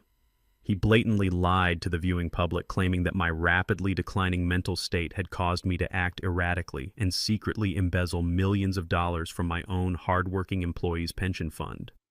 Camille stood right next to him, wearing a somber black designer dress and wiping away entirely fake tears with a tissue. She told the reporters that it absolutely broke her heart to see her father destroy the family legacy, but they were bravely stepping up to save the logistics company and protect the innocent workers from my supposedly criminal behavior. It was a bold, incredibly desperate, and entirely suicidal public relations stunt designed to ruin my reputation before I could officially ruin theirs. They honestly thought they could spin the media to their advantage, play the absolute victims, and force me to back down from the forensic audit. I did not watch this pathetic display on a television screen from the comfort of my estate. I was already inside the hotel building. I walked quietly through the heavy double doors at the absolute back of the crowded media room, just as Bradley was reaching the emotional climax of his completely fabricated speech. I wore the exact same cheap, outdated suit I had worn to the charity gala. I did not storm down the center aisle to cause a dramatic scene. I did not grab a microphone to loudly defend my honor, and I did not scream at my daughter for her blatant, unforgivable lies in front of the cameras. I simply stood at the back of the room holding the thick red file folder that the senior forensic auditor had delivered directly to my hands the day before. The room was packed tightly with eager reporters rapidly typing on their laptops and camera operators zooming in closely on Bradley's sweating, arrogant face. I scanned the crowded room until my eyes locked onto a specific woman sitting in the second row. She was the senior financial investigative reporter for the city's largest independent newspaper, a woman widely known for aggressively dismantling corrupt corporate executives without an ounce of mercy or hesitation. I walked slowly and entirely silently down the side aisle, keeping to the shadows until I reached her chair. I did not say a single word to her. I simply placed the heavy red folder directly onto her lap, tapped the front cover once with my index finger to ensure she looked at it, and took a deliberate step back into the aisle. She looked up at me slightly confused by the sudden silent interruption, and then she looked down at the official embossed seal of the independent forensic accounting firm stamped clearly on the front of the file. Her professional curiosity instantly replaced her initial confusion. She immediately flipped open the heavy cover and began rapidly scanning the top page, her eyes widening as she processed the irrefutable data. Bradley was still speaking loudly into the cluster of microphones, earnestly promising the viewing public that he and Camille would personally oversee the immediate recovery of the missing employee pension funds. The senior investigative journalist did not wait for him to finish his grand, deceptive sentence. She stood up abruptly, her chair scraping loudly and aggressively against the hard floor, instantly drawing the attention of every single television camera in the room. "Excuse me, Mr. Hayes," she called out, her highly authoritative voice cutting sharply through the thick air of the press conference. "You just publicly stated that your father-in-law was directly responsible for the missing $10 million. However, I am currently holding a certified forensic audit completed less than 24 hours ago that tells a completely different story." She did not ask him a polite question. She immediately started reading the highly confidential documents aloud for the entire room to hear. She read the exact transaction dates, the specific dollar amounts, and the highly encrypted offshore routing numbers. She clearly and loudly stated that the digital authorizations for every single fraudulent wire transfer originated directly from Bradley's personal executive computer terminal, completely bypassing my central security clearance. Furthermore, she continued, her voice echoing loudly over the sudden frantic whispering of the other shocked reporters. These certified documents explicitly prove that the stolen pension funds were not hidden by Vincent Hayes. They were systematically wired into a complex offshore shell corporation completely controlled by Sinclair Global Capital. Bradley abruptly stopped speaking mid-sentence. His jaw dropped open, but absolutely no sound came out. His fake, highly confident executive persona completely shattered into a million irreversible pieces right there on the stage. The blood aggressively drained from his face, leaving him looking like a terrified ghost standing in front of a firing squad. Camille grabbed his arm tightly, her eyes wide with sheer, unadulterated panic as the bright flashes of a dozen cameras suddenly blinded them. The reporters in the room instantly erupted into a chaotic frenzy, shouting highly aggressive questions at the podium, demanding to know exactly why Bradley had secretly funded Conrad Sinclair with stolen employee retirement money. Bradley desperately backed away from the heavy wooden podium, violently knocking over a tall microphone stand in his blind, overwhelming panic. He grabbed Camille tightly by the hand, trying to forcefully drag her toward the emergency exit located right behind the stage to completely avoid the massive swarm of aggressive reporters rushing the platform. He did not make it past the heavy velvet curtains. The heavy wooden doors at the side of the stage violently swung open, hitting the wall with a massive thud. Two tall federal agents dressed in dark suits and tactical windbreakers with the large yellow letters FBI printed across the back stepped directly into his immediate path. They did not politely ask him to come quietly. They did not care about the flashing camera lenses or the fact that they were currently being broadcast on live local television. The lead agent forcefully grabbed Bradley by the shoulder, spinning him around aggressively to face the entire media pool. "Bradley Hayes," the agent announced loudly, his deep voice booming over the absolute chaos of the press room. "You are under federal arrest for massive corporate wire fraud, embezzlement, and the deliberate theft of protected employee pension funds." The agent aggressively pulled Bradley's shaking arms firmly behind his back and the sharp metallic click of heavy steel handcuffs echoed clearly through the room. Valerie stood entirely frozen near the back of the chaotic press room, watching in sheer horror as the federal agents aggressively dragged her son-in-law out the side door in heavy steel handcuffs. The blinding flashes of the camera lenses and the deafening shouts of the aggressive reporters completely terrified her. She knew instantly that the stolen pension money was permanently gone, and that her own name might be deeply entangled in Bradley's fraudulent corporate paperwork. Absolute panic entirely consumed her. She did not stay to help her daughter Camille, who was currently sobbing uncontrollably on the stage as the media swarmed her. Instead, Valerie turned and practically sprinted out the rear emergency exit, her high heels clicking frantically against the cold concrete stairs. Since I had forcefully repossessed her luxury Mercedes the night before, she was forced to hail a dirty city taxi on the busy street corner. She climbed into the cramped back seat, her hands shaking violently as she gave the driver the address to the Apex Tower.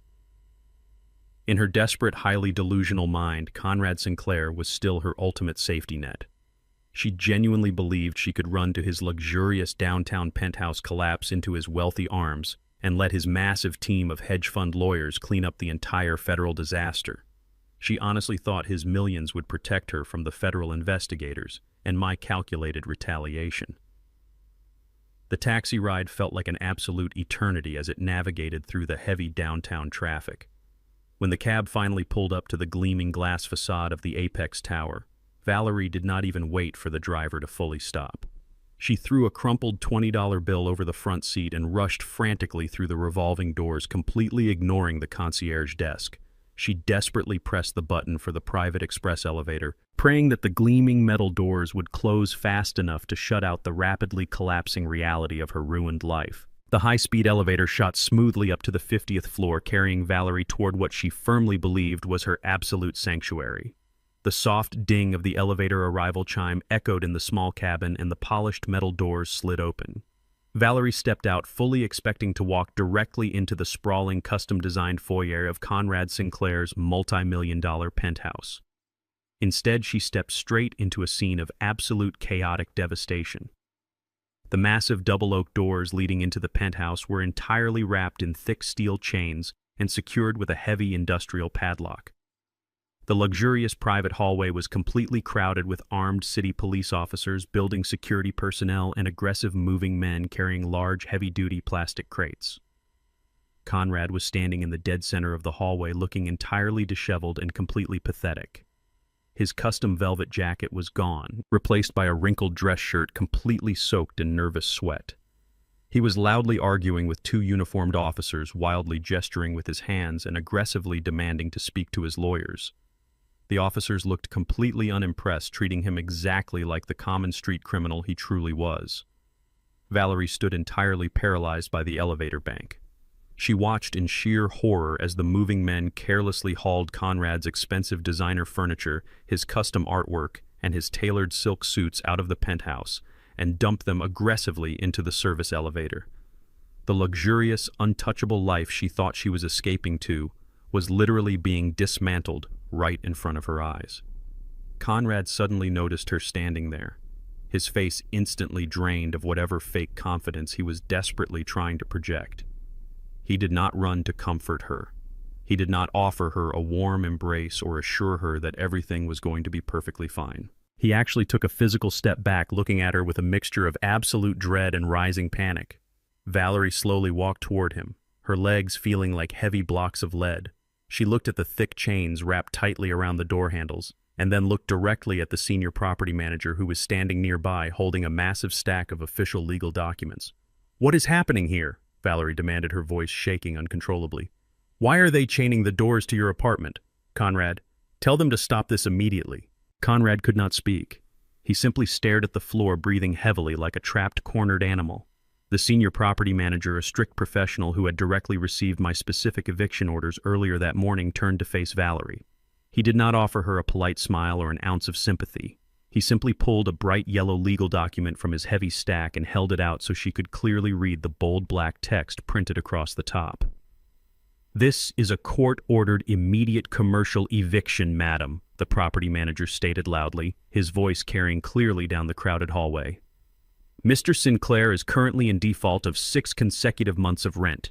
He owes the building ownership group nearly $1 million in back payments, late fees, and fraudulent wire transfer penalties. He has been completely evicted from the premises, and all remaining physical assets inside the penthouse are being legally seized by the ownership group to cover a fraction of his massive debt.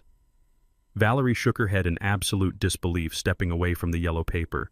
"That is completely impossible," she snapped aggressively, desperately clinging to the very last shred of her shattered illusion. "Conrad owns an international hedge fund. He is a billionaire. He owns this entire penthouse." The property manager let out a dry, entirely humorless chuckle. He reached into his folder again and pulled out the master lease agreement, the exact same document Goldstein had sent to my secure computer terminal earlier that afternoon. He thrust the paper directly toward Valerie's face, pointing a thick finger at the signature line at the very bottom of the page. "Mr. Sinclair does not own anything," the manager corrected her sharply. "He is a tenant. And as of today, he is a highly delinquent, evicted tenant. If you do not believe me, believe. You can read the name of the actual building owner right here." Valerie leaned forward, her eyes frantically scanning the dense legal text. She looked at the bold print listed directly under the Property Holding Corporation. She read the name once, blinked hard, and read it again. The heavy, suffocating weight of the absolute truth crashed down on her chest. The legal owner of the Apex Tower, the landlord who had just aggressively kicked her fake billionaire lover out into the street, was Vincent Hayes. My name was printed perfectly on the eviction notice. Valerie gasped loudly, stumbling backward as if she had been physically struck by an invisible force. She looked at Conrad, her eyes wide with sheer terror and profound betrayal. "You are completely broke," she whispered, the devastating realization finally sinking in. "You used me to get to my husband's money because you have absolutely nothing." Conrad's pathetic, cowardly demeanor instantly vanished, entirely replaced by a vicious, cornered rage. He lunged forward, his face contorted into a mask of pure hatred. He raised his hand and slapped Valerie aggressively across the face. The sharp crack echoed loudly in the hallway, causing the police officers to instantly draw their weapons and shout commands. "It is your fault, you stupid, arrogant woman!" Conrad screamed at her, spit flying from his lips, as the police officers violently tackled him to the luxurious carpet. "If you and your idiot son-in-law had just kept the money flowing quietly, none of this would be happening. You ruined everything." The heavy grandfather's clock in the main hallway chimed midnight. A brutal, unforgiving rainstorm had moved over the city, thrashing against the large glass windows of my estate. I was sitting in the dark, watching the violent lightning illuminate the manicured grounds, when the advanced security system suddenly blared a proximity warning. I tapped the glowing tablet resting on the side table.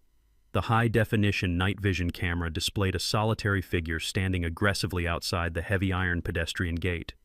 It was Camille. She was completely soaked, her expensive black designer dress clinging to her shivering frame, her perfectly styled hair plastered flat against her face. Her luxury SUV was nowhere in sight, likely abandoned or already flagged by aggressive creditors. With her husband sitting terrified in a cold federal holding cell and her platinum credit cards entirely frozen by my purge protocol, she had rapidly exhausted her superficial list of high society friends. Nobody wanted to answer a midnight phone call from the wife of a highly publicized federal criminal. She had absolutely nowhere else to go. I pressed a button on the tablet remotely, unlocking the outer gate, and watched her sprint frantically up the long, sweeping stone driveway through the pouring rain.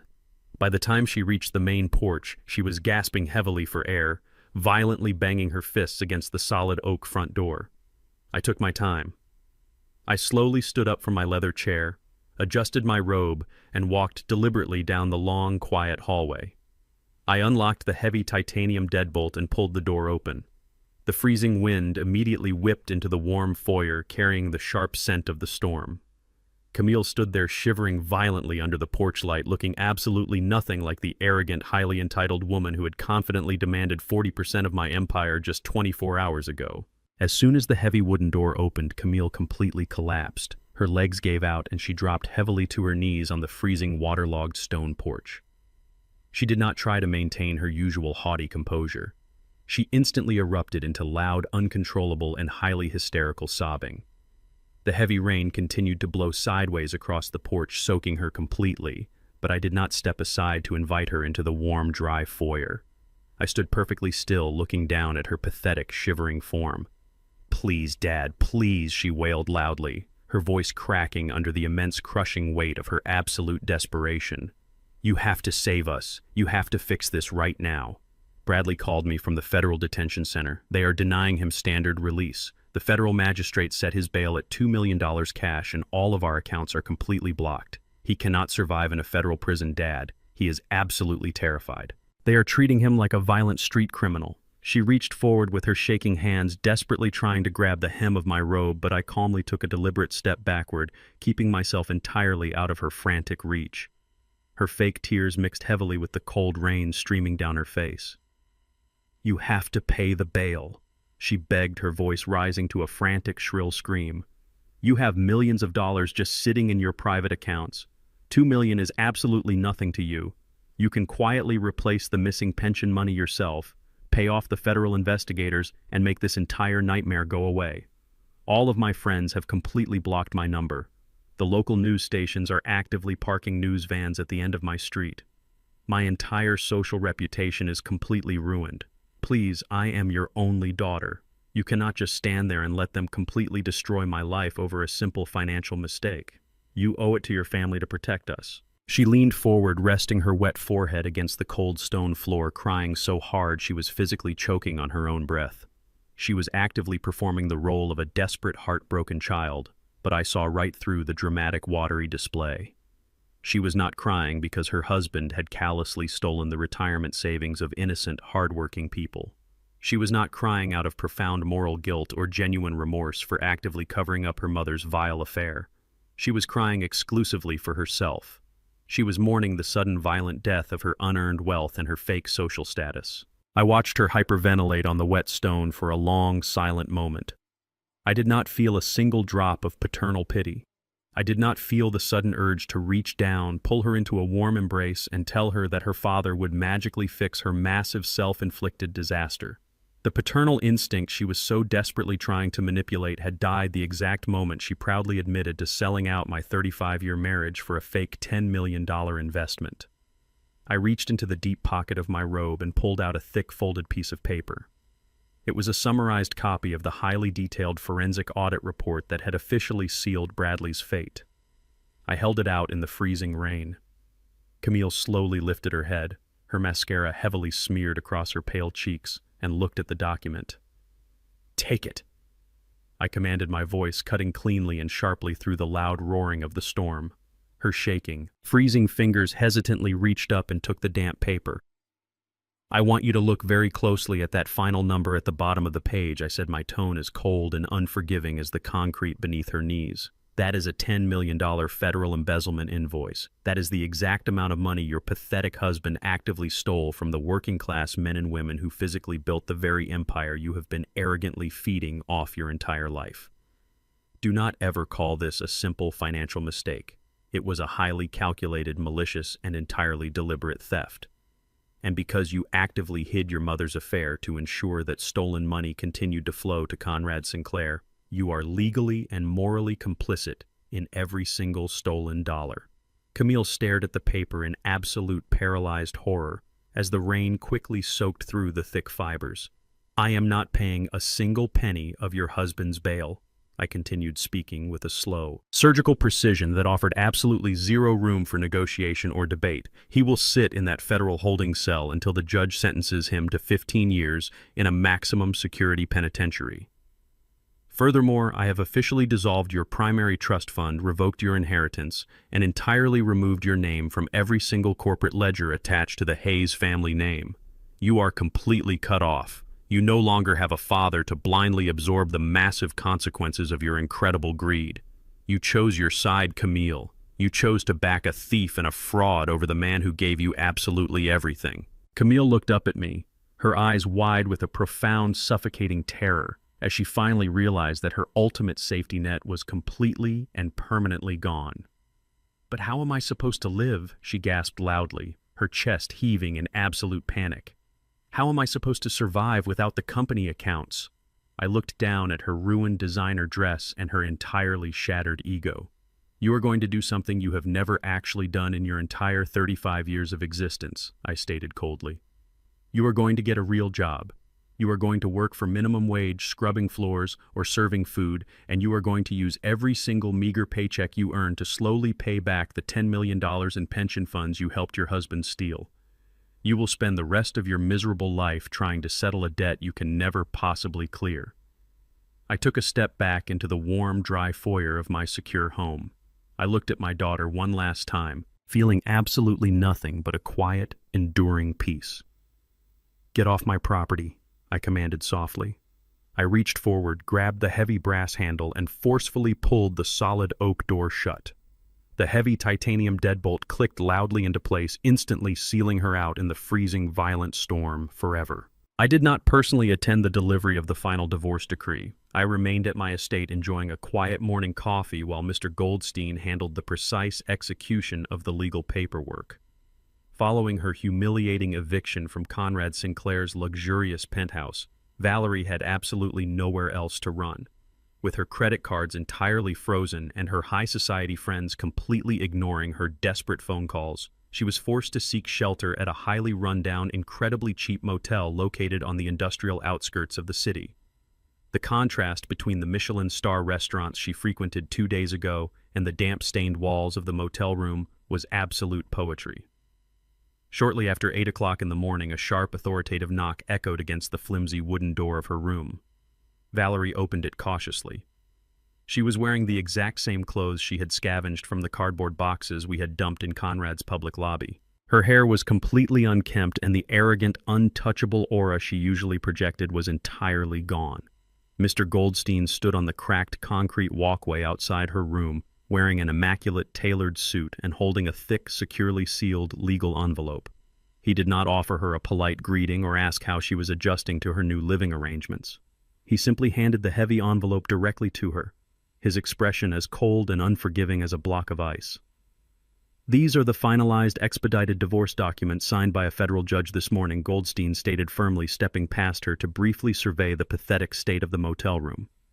"I highly suggest you sit down before you read the primary settlement conditions." Valerie snatched the envelope from his hands, her eyes narrowing with a brief, desperate flash of her old entitlement. She honestly believed I was finally caving to her demands. She genuinely thought the envelope contained a massive alimony check to simply make her go away quietly. She ripped open the heavy seal and pulled out the thick stack of papers. Valerie rapidly flipped through the dense legal pages, frantically searching for the specific section outlining her monthly financial compensation. She expected to see a massive multi-million-dollar settlement. Instead, her eyes landed on a highly complex liability clause that made absolutely no sense to her. She looked up at Goldstein, her face twisting in pure frustration. "What is this garbage?" she demanded loudly, waving the papers in the air. "Where is the section detailing my 40% share of the commercial trust? Where is my monthly alimony payment? I am not signing anything until I see my money." Goldstein did not flinch at her aggressive tone. He simply smiled a cold, predatory grin that sent a sudden chill straight down her spine. "You are not getting a single penny, Valerie," he explained with absolute surgical precision. "Do you remember the highly aggressive divorce settlement you and Bradley violently slammed onto Vincent's desk during your little boardroom coup? In that specific document, you actively tried to legally separate Bradley's regional division from Vincent's primary corporate trust. You officially demanded a 50% personal ownership stake in Bradley's division, claiming it was a separate marital asset you helped build." Valerie stared at him, her breathing suddenly becoming very shallow.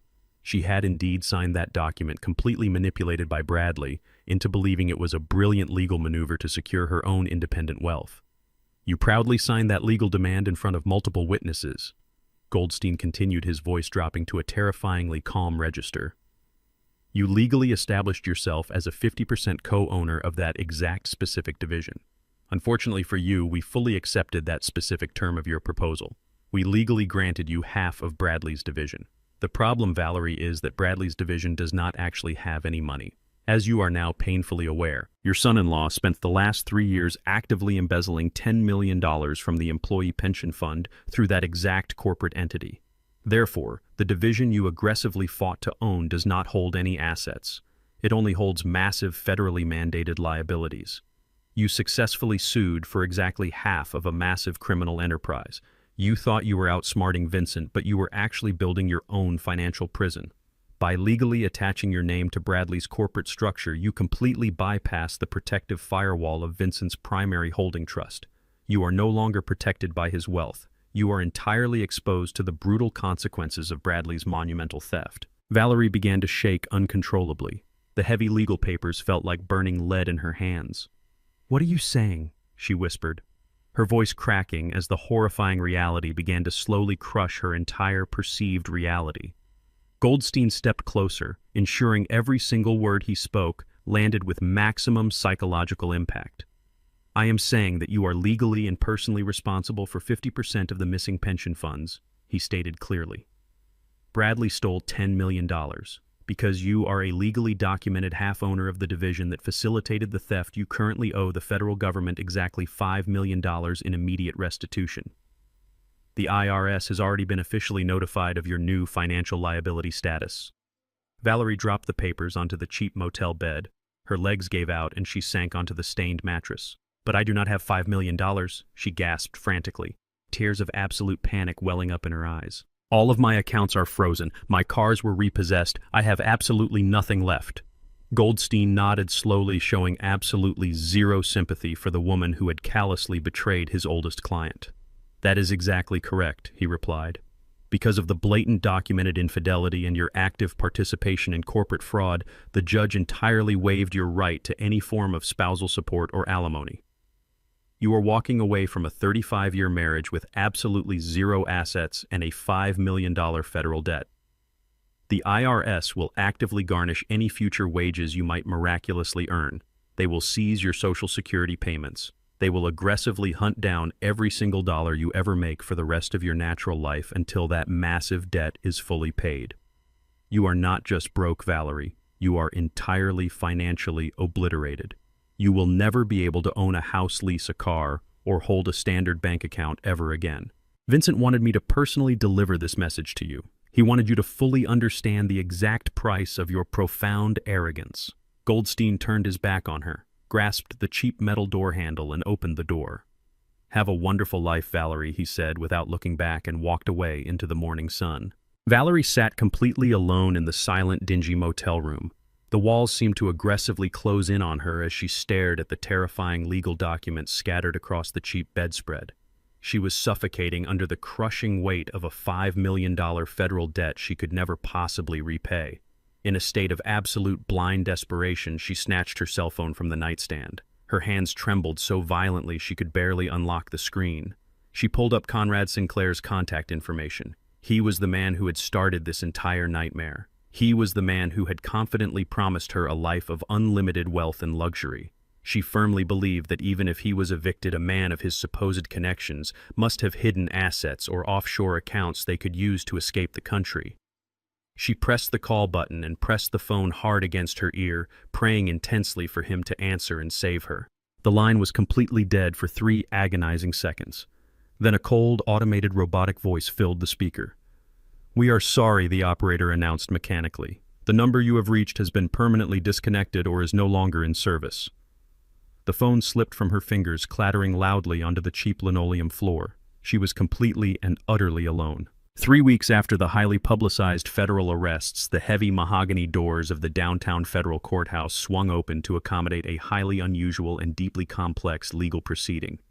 Because Valerie had aggressively and legally demanded a 50% ownership stake in Bradley's corrupt regional division during her failed boardroom coup, her civil divorce settlement was entirely absorbed into the ongoing federal fraud investigation. We were no longer simply fighting over standard marital assets in a quiet family court. We were sitting in a massive wood-paneled federal courtroom overseen by a strictly uncompromising United States district judge. I sat at the plaintiff's table beside Mr. Goldstein, wearing my standard immaculate yet entirely unremarkable gray suit. I watched Valerie walk into the courtroom, flanked by a team of highly expensive, desperate defense attorneys she had somehow convinced to work on contingency. She had completely abandoned her arrogant, high society persona. She was dressed in a remarkably plain, conservative gray dress, her hair pulled back into a simple bun, wearing absolutely zero jewelry and zero makeup. It was a highly calculated theatrical performance designed entirely to generate pity. Her lead defense attorney, a smooth-talking man who specialized in white-collar crime, immediately took the floor and began aggressively playing the manipulated older woman card. He paced slowly in front of the judge, gesturing sympathetically toward Valerie, who was actively forcing tears to fall down her pale cheeks. He painted a completely fictional portrait of a naive, deeply traditional housewife who was entirely ignorant of complex corporate finance. He passionately argued that Valerie was merely a passive victim, a vulnerable older woman who had been systematically brainwashed and emotionally manipulated by her younger, highly aggressive son-in-law and a predatory sociopathic hedge fund manager. He explicitly claimed she had absolutely no idea the $10 million in pension funds were stolen, and that her demand for 50% of the company was simply a confused, desperate attempt to secure her own retirement after decades of a supposedly loveless, financially restrictive marriage. I sat perfectly still listening to the defense attorney weave his elaborate web of absolute lies. The judge, a stern woman with decades of experience dismantling corporate fraud, listened patiently with an entirely unreadable expression. When the defense finally rested their pathetic opening argument, Mr. Goldstein stood up. He did not deliver a highly passionate, emotional speech. He simply adjusted his glasses, picked up a small digital drive from our table, and formally submitted it to the court clerk as our primary piece of physical evidence. "Your Honor," Goldstein said, his voice echoing cleanly through the massive, quiet courtroom. "The defense claims that Mrs. Hayes was a confused, passive victim who had no active understanding of her own financial demands.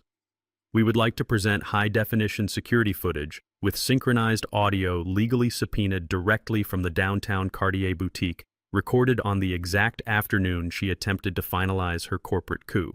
The lights in the courtroom dimmed slightly as the large flat-screen monitors mounted on the walls flickered to life. The crystal-clear video showed Valerie standing inside the luxury boutique draped over the arm of Conrad Sinclair. The audio picked up her voice with absolute terrifying clarity. The entire courtroom watched as Valerie proudly slapped her heavy metal Centurion card onto the glass counter. But it was the conversation she had with Conrad while waiting for the transaction to process that completely destroyed her entire legal defense.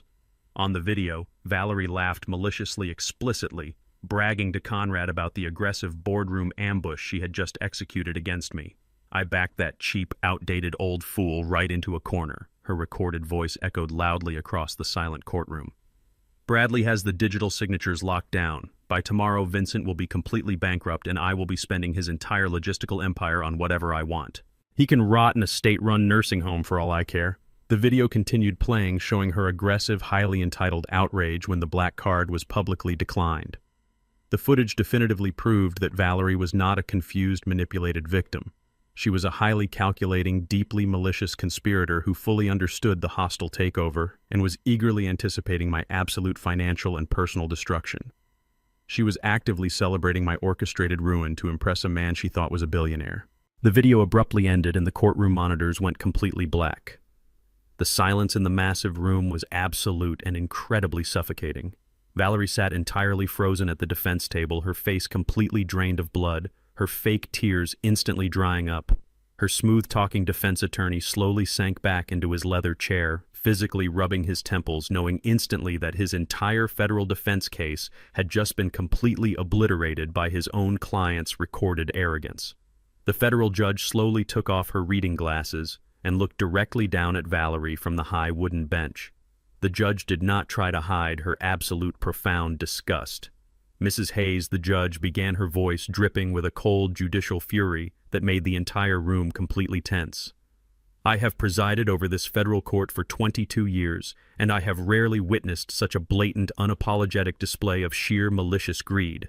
You actively attempted to legally blindside your husband of 35 years, you proudly conspired to strip him of his life's work, and you explicitly tied your own name to a corporate division that was actively robbing innocent working-class people of their hard-earned retirement pensions. You did not do this out of confusion, you did it out of profound arrogance." The judge picked up her heavy wooden gavel. "Therefore, I am immediately dismissing every single one of your claims to the primary marital assets. You will receive absolutely zero alimony, zero spousal support, and zero access to the Hayes family commercial trusts. Furthermore, because you legally and aggressively asserted 50% ownership of the corrupt regional division during your documented boardroom extortion attempt, this court formally holds you equally liable for the missing federal funds. You owe $5 million in immediate federal restitution. To begin satisfying this massive debt, I am ordering federal marshals to immediately seize and liquidate all of your personal luxury assets. Every single designer gown, every diamond necklace, every luxury handbag you accumulated during your marriage will be aggressively auctioned off by the state. You are leaving this courtroom with absolutely nothing but the clothes currently on your back. The heavy wooden gavel slammed down with a violent, deafening crack that echoed like a gunshot through the federal courtroom. Valerie let out a highly pathetic, entirely broken gasp. Her legs gave out completely as she tried to stand, forcing her expensive defense attorneys to physically hold her upright by her arms. She looked across the wide aisle at me, her eyes wide with a suffocating absolute terror. She was desperately searching my face for a single drop of the unconditional mercy I had shown her for the past 35 years. She found absolutely nothing. I looked back at her with the cold, detached expression of a man staring at a complete stranger. Two armed federal court officers immediately approached the defense table, flanking Valerie on both sides. They did not put her in handcuffs, but they forcefully guided her away from the table, aggressively marching her down the long center aisle of the courtroom. She stumbled over her own feet, entirely stripped of her wealth, her fake social status, and her fundamental human dignity. The heavy mahogany doors swung open to reveal a massive crowd of local reporters waiting aggressively in the hallway. I sat perfectly still beside Mr. Goldstein, listening to the chaotic shouts of the media completely swallow her as the doors slowly closed behind her. The surgical removal of the parasite was finally complete. The night after Valerie's spectacular collapse in federal court, Conrad Sinclair was experiencing a massive fall from grace of his own. The man who had once thrown a crumpled dollar bill at my chest and boasted loudly about his non-existent billion-dollar hedge fund was currently standing in a grimy, fluorescent-lit Greyhound bus terminal on the wrong side of the city. He was wearing a cheap, unmarked hoodie pulled low over his face and a pair of faded jeans he had likely scavenged from a thrift store. The custom velvet tuxedos and Italian leather shoes were permanently gone, legally seized by my property management company to satisfy a fraction of his massive delinquent rent. Conrad was sweating profusely, nervously clutching a battered canvas duffel bag containing the very last of his hidden cash.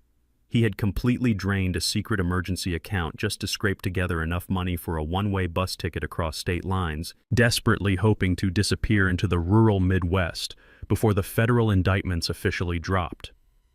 He cautiously approached the ticket counter, constantly glancing over his shoulder, terrified of every sudden movement in the crowded, dirty terminal. He slid a crumpled pile of $20 bills across the scratched glass, explicitly asking for the next departure to anywhere out of state. He did not even get the chance to grab his printed ticket. 3 plainclothes federal agents who had been quietly tracking his burner phone for the last 48 hours seamlessly moved through the crowd. They flanked him silently. Before Conrad could even react, a heavy hand firmly gripped his shoulder, spinning him violently away from the counter. The agent slammed him face first against the reinforced glass of the ticket booth, instantly snapping cold steel handcuffs around his wrists, while the surrounding late-night travelers watched the arrest in shocked silence. His desperate attempt to run had officially failed. Conrad was transported directly to the heavily fortified downtown Federal Building, the exact same facility where Bradley was currently being held without bail. The federal investigators did not waste their time playing games. They placed Conrad in a stark, freezing interrogation room, bolted him to the heavy steel chair, and dropped a massive stack of financial documents directly in front of his face. The lead investigator clearly outlined the severe reality of his situation. Conrad was facing multiple counts of wire fraud, grand larceny, and direct complicity in the theft of a federally protected employee pension fund. The prosecutor explicitly promised a mandatory minimum of 20 years in a maximum security penitentiary if he refused to fully cooperate. Conrad Sinclair, the man who had built his entire adult life on projecting an aura of fearless power and untouchable wealth, completely broke in less than 15 minutes. He did not possess a single ounce of genuine loyalty or personal honor. He realized instantly that his only possible path to a reduced sentence was to aggressively point the finger at the man who had actually executed the theft. Conrad eagerly waived his right to legal counsel and immediately turned state's evidence. He sang like a desperate, terrified canary. He painted an elaborate, entirely self-serving picture of the entire operation, loudly testifying that he was merely a passive financial consultant who had been aggressively manipulated by Bradley. Conrad explicitly claimed that Bradley was the absolute mastermind behind the entire embezzlement scheme. He detailed exactly how Bradley had exploited his executive clearance within my logistics company to bypass the central security firewalls and violently drain the employee pension accounts. Conrad actively provided the federal agents with the exact dates of their secret meetings, the specific burner phone numbers they used to communicate, and the exact offshore routing codes Bradley had used to funnel the $10 million into the fake hedge fund accounts. Conrad practically begged the federal agents for immunity, violently throwing my son-in-law entirely under the bus to save his own pathetic skin. He handed them every single piece of evidence they needed to bury Bradley forever. He even provided crystal-clear audio recordings he had secretly made during their private dinners, recordings where Bradley arrogantly bragged about outsmarting me and securing his financial independence. Conrad proved to the federal government that there is absolutely no honor among thieves. He was fully prepared to let the younger man rot in a concrete cell for the rest of his natural life, so long as he could walk away with a heavily reduced sentence and a chance to run another scam in the distant future. The federal prosecutors were incredibly efficient. The very next morning, they walked directly into Bradley's holding cell and laid Conrad's entire sworn testimony and the secret audio transcripts directly on his narrow metal cot. Bradley sat in his bright orange jumpsuit, completely unshaven and trembling violently as he read the devastating documents. He realized with absolute crushing horror that the wealthy mentor he had worshipped, the fake billionaire he had actively stolen $10 million to impress, had completely betrayed him without a single second of hesitation. The overwhelming panic that had consumed Bradley since his public arrest at the press conference suddenly morphed into a vicious, burning, and completely unhinged rage. He realized he was staring down the barrel of a multi-decade prison sentence while Conrad was actively negotiating a comfortable plea deal. Bradley was a deeply arrogant and entitled man, but he was also incredibly vindictive when cornered. If he was going down in flames, he was absolutely determined to drag Conrad straight into the fire with him. Bradley immediately demanded a formal meeting with the lead federal prosecutor. When the agents brought him into the interrogation room, Bradley did not ask for a lawyer or attempt to deny his own involvement. Instead, he aggressively unleashed his own devastating counterattack. During the course of their illicit partnership, Bradley had been secretly gathering his own highly sensitive leverage. He actively wanted a solid insurance policy just in case the fake billionaire ever tried to cut him out of the massive corporate profits. Bradley handed the federal agents a hidden digital drive he had explicitly instructed his lawyer to retrieve from a secure locker earlier that morning. This drive contained the absolute unredacted truth about Sinclair Global Capital. Bradley provided the FBI with irrefutable hard evidence of Conrad's massive offshore tax evasion network, detailing millions of dollars Conrad had actively hidden from the federal government over the last 10 years through illegal shell companies in the Cayman Islands. Bradley also handed over highly classified documents proving that Conrad had previously defrauded 3 other major corporate entities before targeting my logistics company. He systematically destroyed Conrad's carefully constructed plea deal by explicitly proving that Conrad was not a manipulated victim, but a career predator who actively orchestrated international fraud. The sheer arrogance of these 2 men was ultimately their absolute undoing. They had spent the entire year confidently believing they were the smartest people in the room, constantly mocking my frugal lifestyle and my quiet demeanor while they recklessly gambled with my money. But when the absolute reality of their massive crimes finally crashed down upon them, their fake alliance completely shattered. They turned into rabid dogs, viciously tearing each other to pieces in a desperate, entirely pathetic attempt to survive the consequences of their own actions. Their mutual betrayal was so incredibly thorough and heavily documented that the federal prosecutors immediately pulled both of their highly generous plea deals entirely off the table. The federal judge looked at the massive mountain of irrefutable evidence they had eagerly handed over against each other and completely threw the book at both of them. There would be no reduced sentences and no comfortable minimum security facilities. The 2 highly arrogant men who thought they could easily outsmart me, steal my empire, and ruin my life ended up completely destroying themselves effectively, guaranteeing each other mandatory 15-year sentences in a maximum security federal penitentiary. 6 months had passed since the heavy mahogany doors of the federal courthouse permanently sealed Valerie's fate. Stripped of all her luxury assets, entirely evicted from her cheap industrial motel, and carrying a massive $5 million federal restitution debt, she had completely fallen off the edge of the elite social world she once blindly worshipped. I knew exactly where she was because I always make it my absolute business to know the exact position of my enemies. My corporate acquisition team had recently and very quietly purchased a massive portfolio of severely run-down commercial properties located on the harsh, unforgiving industrial outskirts of the city. Valerie was currently employed in building number 4, working the grueling, back-breaking midnight shift as a low-level maintenance janitor. Her once perfectly manicured hands, which had previously swiped unlimited black credit cards at exclusive Cartier boutiques, were now heavily cracked, permanently blistered, and constantly soaked in cheap, harsh industrial bleach. She wore a baggy, highly unflattering dark blue canvas uniform with a faded plastic name tag securely pinned to her chest pocket. Every single night for 10 exhausting hours, she pushed a heavy, violently squeaking yellow mop bucket across endless acres of dirty linoleum floors. She was entirely trapped in a brutal, inescapable cycle of absolute poverty. Because the federal government aggressively garnished 70% of her minimum wage paycheck to slowly satisfy her massive IRS liability, she was forcefully reduced to living in a cramped, windowless basement apartment she rented by the week. The glamorous, untouchable high society queen who had cruelly laughed at my simple suits and publicly discarded 35 years of my silent sacrifice was now a completely invisible, faceless laborer.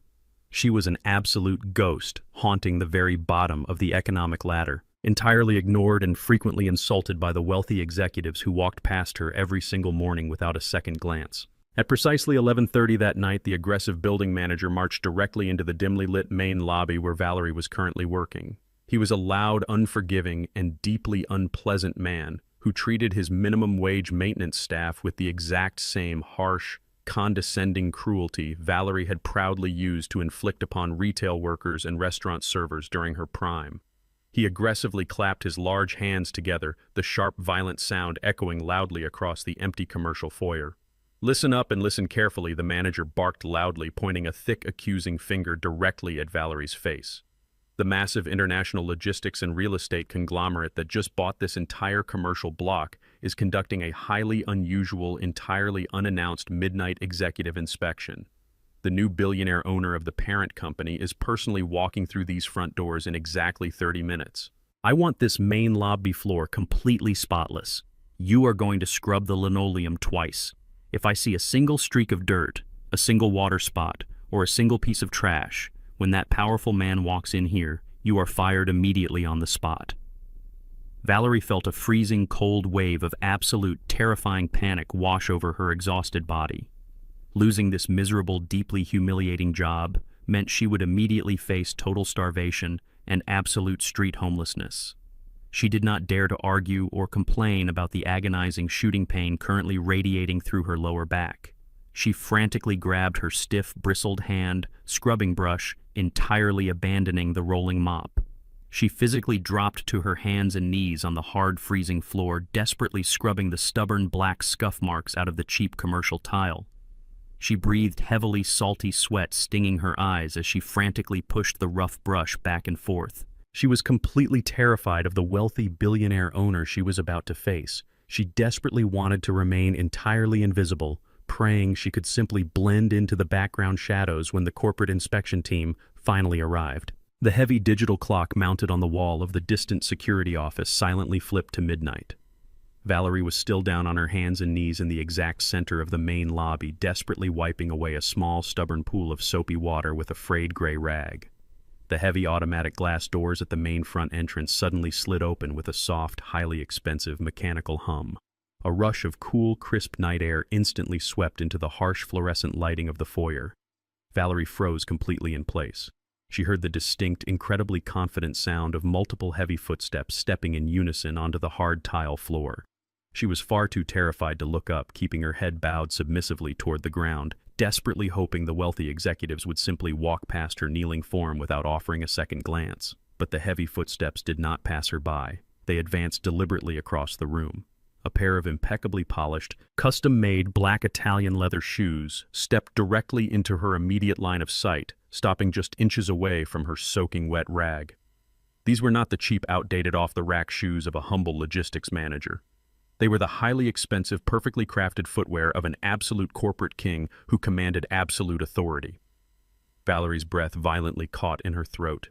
She slowly raised her heavy head, her tired eyes tracing the sharp, flawless crease of the tailored midnight blue suit trousers standing before her. She looked past the expensive imported silk tie and the gleaming platinum tie clip, finally forcing herself to look directly into the face of the billionaire owner who now entirely controlled her absolute livelihood. Her heart stopped completely in her chest.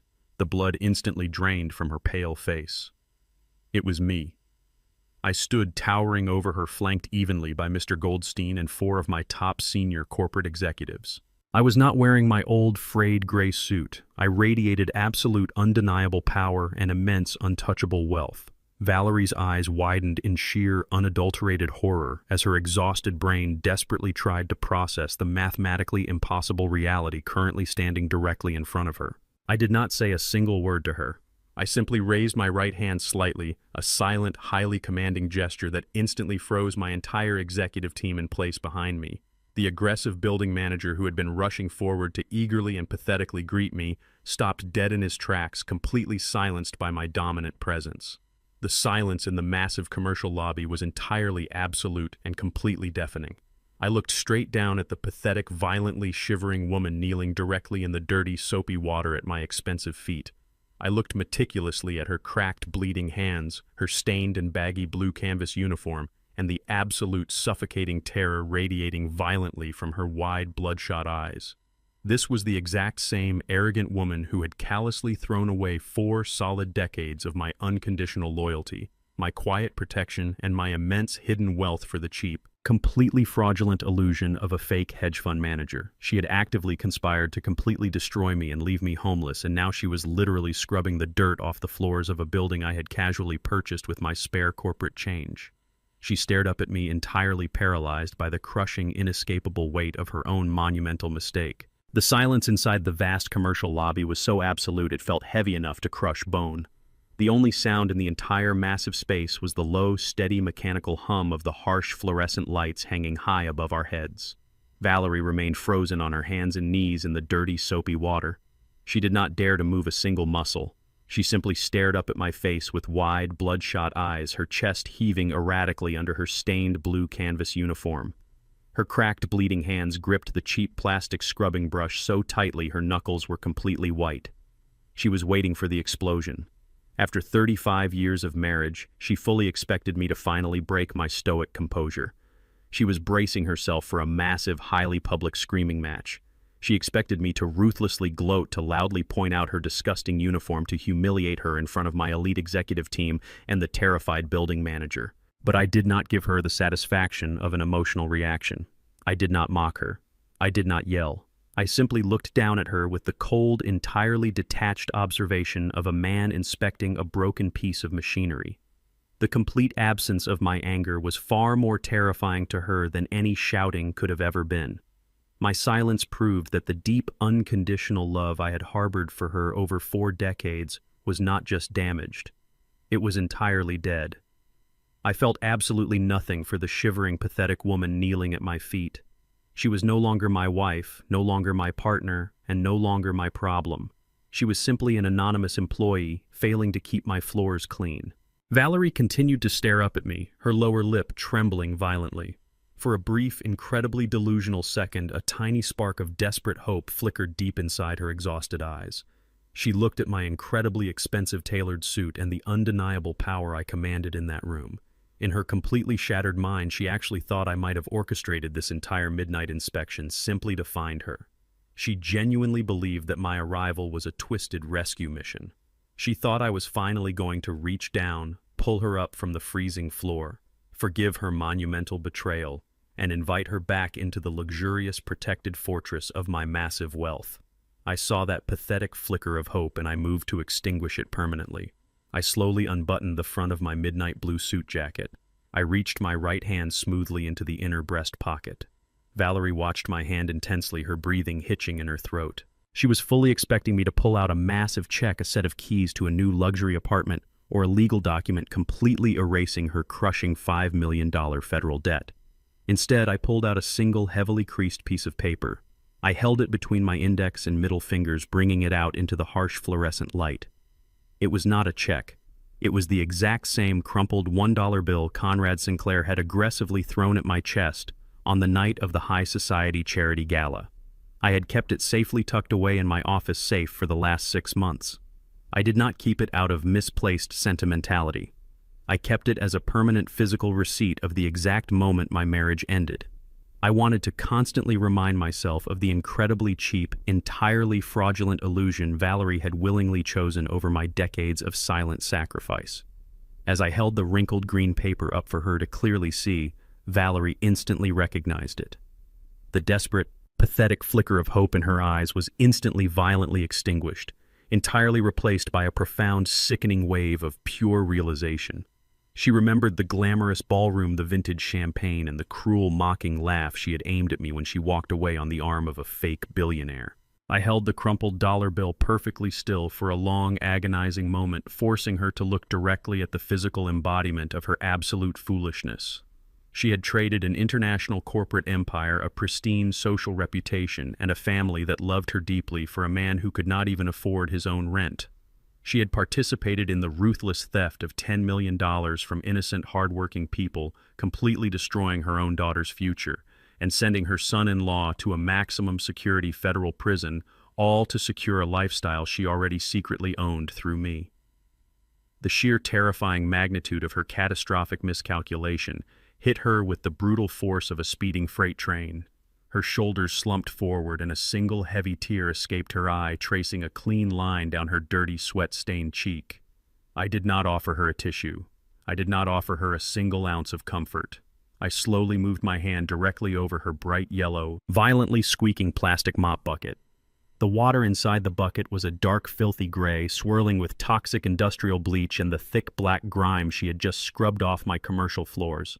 I opened my fingers. I let the crumpled $1 bill fall. It fluttered slowly through the cold air, twisting gently before landing directly onto the surface of the filthy, toxic water. The cheap paper instantly soaked up the dark grime floating pathetically among the thick soap scum and the floating dirt. I looked directly into Valerie's wide, completely devastated eyes. My voice was incredibly calm, perfectly steady, and devoid of any human warmth. "This is the exact value of your betrayal," I stated, my words cutting sharply through the absolute silence of the commercial lobby. "Buy yourself a coffee." The words hit her harder than any physical blow ever could. It was the exact same deeply insulting phrase her fake billionaire lover had arrogantly used to humiliate me in front of the city's elite. But coming from my mouth, standing inside a massive building I completely owned while she scrubbed the floors for minimum wage, the phrase carried the heavy, undeniable weight of an absolute execution. The transaction was officially complete. She had sold her soul for a single worthless dollar, and now she was drowning in the exact same filth. I did not wait for her to formulate a desperate apology. I did not care to hear her beg for a mercy she entirely forfeited months ago. I simply turned my back on her. I gave a sharp, subtle nod to my senior corporate executives, entirely dismissing the pathetic scene. We resumed our confident, heavy strides across the massive lobby, walking straight toward the private executive elevators. The terrified building manager scrambled frantically to keep pace with us, completely ignoring his ruined janitor kneeling in the dirty water. Behind me, the absolute finality of my departure finally broke Valerie's mind. I heard the sharp, violent sound of her completely collapsing. She slumped heavily against the side of the dirty plastic mop cart, knocking the wet scrubbing brush across the hard tile. A loud, entirely agonizing wail echoed off the high glass walls of the foyer. It was the raw, uncontrollable sobbing of a woman who had finally been entirely crushed by the inescapable reality of her own irreversible ruin. I stepped into the gleaming elevator, leaving her alone in the dark. The crisp morning air carried the scent of dew and blooming jasmine as I stepped out onto the expansive stone balcony of my estate. It was barely 5 in the morning and the world was entirely quiet. I held a steaming mug of dark roast coffee in my hands, feeling the comforting warmth seep into my skin against the morning chill. I walked over to the heavy iron railing and looked out over the sweeping, manicured lawns stretching toward the distant tree line. The sun was just beginning to break over the horizon, casting a brilliant, warm, golden glow across the property. The violent storms of the past 6 months, both literal and metaphorical, had completely passed. My house, which had once been a suffocating fortress of fake smiles, ungrateful demands, and hidden betrayals, was finally silent. It was a profound, deeply healing silence. I took a slow, deliberate sip of my coffee, savoring the rich, bitter taste. For 4 decades, I had woken up in this exact house feeling the crushing weight of obligation pressing down on my chest. I had spent every single morning worrying about maintaining an illusion of happiness for a wife who despised my simplicity and a daughter who actively plotted my financial ruin. I had allowed myself to become a silent bank account, a human shield absorbing their endless mistakes and financing their monumental arrogance. But as the bright morning sun bathed the stone balcony in light, I realized that heavy, suffocating weight was completely gone. I breathed in deeply, filling my lungs with the fresh, clean air. My shoulders were relaxed. My mind was entirely clear. I was 69 years old, standing completely alone on a massive estate, and for the very first time in my adult life, I felt truly and absolutely free. Society constantly dictates that family is absolute. We are conditioned from a very young age to believe that blood ties demand unconditional forgiveness, endless sacrifice, and perpetual tolerance. We are told to turn the other cheek when our own flesh and blood betrays us simply because they share our last name. I completely reject that deeply flawed philosophy. As I watched the morning light slowly illuminate the distant city skyline, I reflected heavily on the brutal choices I had made over the last 6 months. I had permanently frozen my wife out of her luxurious existence, forcing her to scrub floors to pay a massive federal debt. I had deliberately allowed my daughter to be entirely cut off from my empire, leaving her to face the harsh reality of minimum wage survival. I had handed the federal government the exact evidence they needed to lock my son-in-law away in a maximum security prison for the next 15 years. Many people looking from the outside might view my actions as entirely cold, ruthless, and incredibly cruel. They might call me a vindictive old man who destroyed his own family over money, but they would be completely wrong. Excising Valerie, Camille, and Bradley from my life was not an act of cruelty. It was an act of profound, necessary self-respect. You cannot heal a body while actively feeding a cancer. My family had become a highly toxic parasitic infection that was actively destroying the very foundation of my life's work and hurting the innocent people who depended on me. They did not love me. They loved the absolute convenience of my quiet wealth. Forgiving their coordinated malicious betrayal would not have made me a noble patriarch. It would have simply made me a willing victim. I refused to die a victim in my own house. I chose to cleanly amputate the diseased limbs so the rest of the tree could actually survive. True peace cannot ever be bought with expensive jewelry, designer dresses, or offshore bank accounts.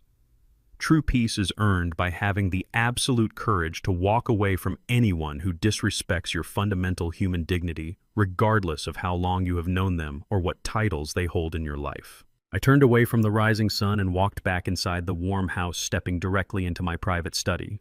The heavy mahogany desk where Valerie and Bradley had aggressively attempted to extort me months ago was completely clear save for a single thick leather binder. I sat down in my chair and opened the binder. Inside was the finalized, heavily audited financial recovery report. The federal government, through their extensive asset seizures and aggressive liquidations of Sinclair Global Capital, had successfully recovered the entire $10 million stolen from my employee pension fund. I had already ensured every single worker was fully compensated and their retirement accounts were completely restored with an additional corporate matching bonus. But the recovered $10 million sitting in the primary corporate holding account needed a permanent, meaningful destination. I picked up my favorite vintage fountain pen. I did not return the money to the logistics division. Instead, I carefully signed my name at the bottom of a highly complex legal trust document. With a few deliberate strokes of my pen, I permanently transferred the entire $10 million into a newly established, fully independent educational foundation. The fund was explicitly designed to provide full-ride university scholarships, housing stipends, and dedicated corporate mentorship programs for highly driven, underprivileged African-American youth from my old neighborhood.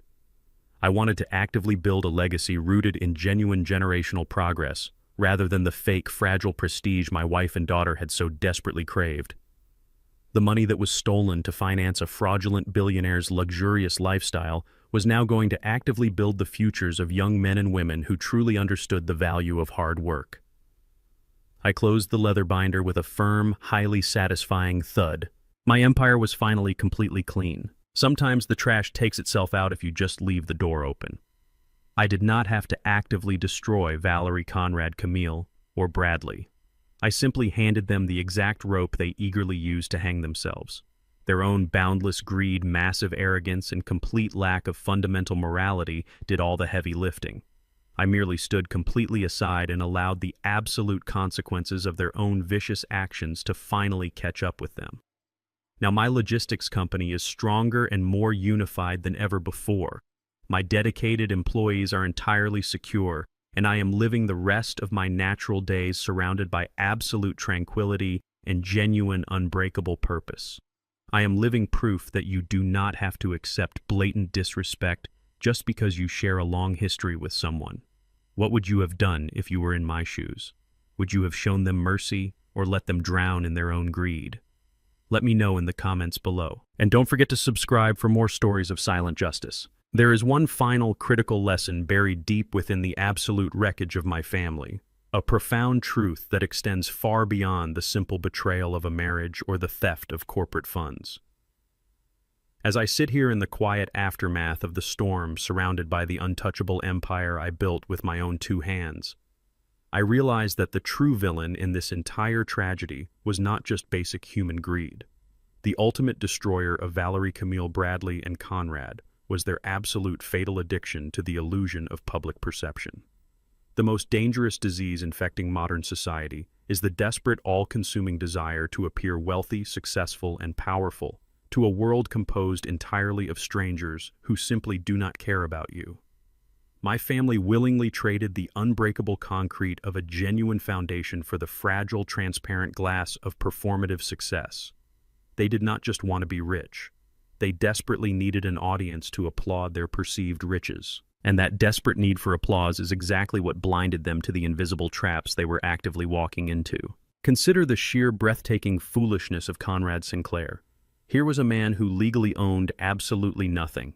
He did not own the sprawling penthouse he slept in. He did not own the aggressive sports car he drove, and he certainly did not own the millions of dollars he casually used to seduce my wife. He was a master architect of empty facades. He spent every single ounce of his energy and every stolen dollar he could acquire simply building a theatrical set. When he stood in that crowded charity ballroom and threw a crumpled $1 bill at my chest, he was not executing a strategic financial maneuver. He was performing a highly choreographed scene for the surrounding high society guests. He needed the elite crowd to look at him and see an untouchable billionaire putting a frugal, outdated old man in his proper place. His entire existence was a desperate performance designed to mask the terrifying reality of his own absolute failure. But a theatrical set is entirely hollow. It has no structural integrity. The moment the harsh wind of actual reality blows, the painted canvas immediately rips, the wooden props violently collapse, and the actor is left standing completely naked on an empty stage. Conrad went to federal prison not because he was a brilliant criminal mastermind, but because he was a pathetic actor who actually started to believe his own fictional script. Valerie was equally infected by this terminal disease of perception. For 35 years, she was legally married to a man who possessed the actual financial power to buy entire city blocks in cash. She had access to a level of generational wealth that most people cannot even begin to comprehend. But my wealth was entirely silent. It was carefully buried in offshore trusts shielded by anonymous holding corporations and legally protected by ironclad corporate structures. My wealth did not scream for attention. It did not demand the absolute envy of her country club friends or require flashing a diamond necklace at a Michelin star restaurant. Because my power was entirely invisible, Valerie fundamentally believed it was completely worthless. She was utterly incapable of finding joy in true financial security unless she could aggressively weaponize that security to make other women deeply jealous. When Conrad offered her the flashy, loud, and entirely fake version of wealth, she abandoned a solid mountain of gold to violently chase a shiny piece of tinfoil blowing in the wind. She wanted the immediate intoxicating validation of walking into a luxury boutique and dropping $50,000 on a watch simply to watch the retail workers bow to her. She traded her fundamental dignity, her secure future, and her absolute peace of mind just to maintain an artificial image. Now she spends her midnights scrubbing the black scuff marks off my commercial floors, completely invisible to the exact same society she once desperately tried to impress. The audience she destroyed her entire life to entertain does not even know her name anymore. The same fatal flaw entirely consumed my son-in-law Bradley. He possessed a highly prestigious Ivy League degree, a piece of heavy parchment that technically certified his advanced education.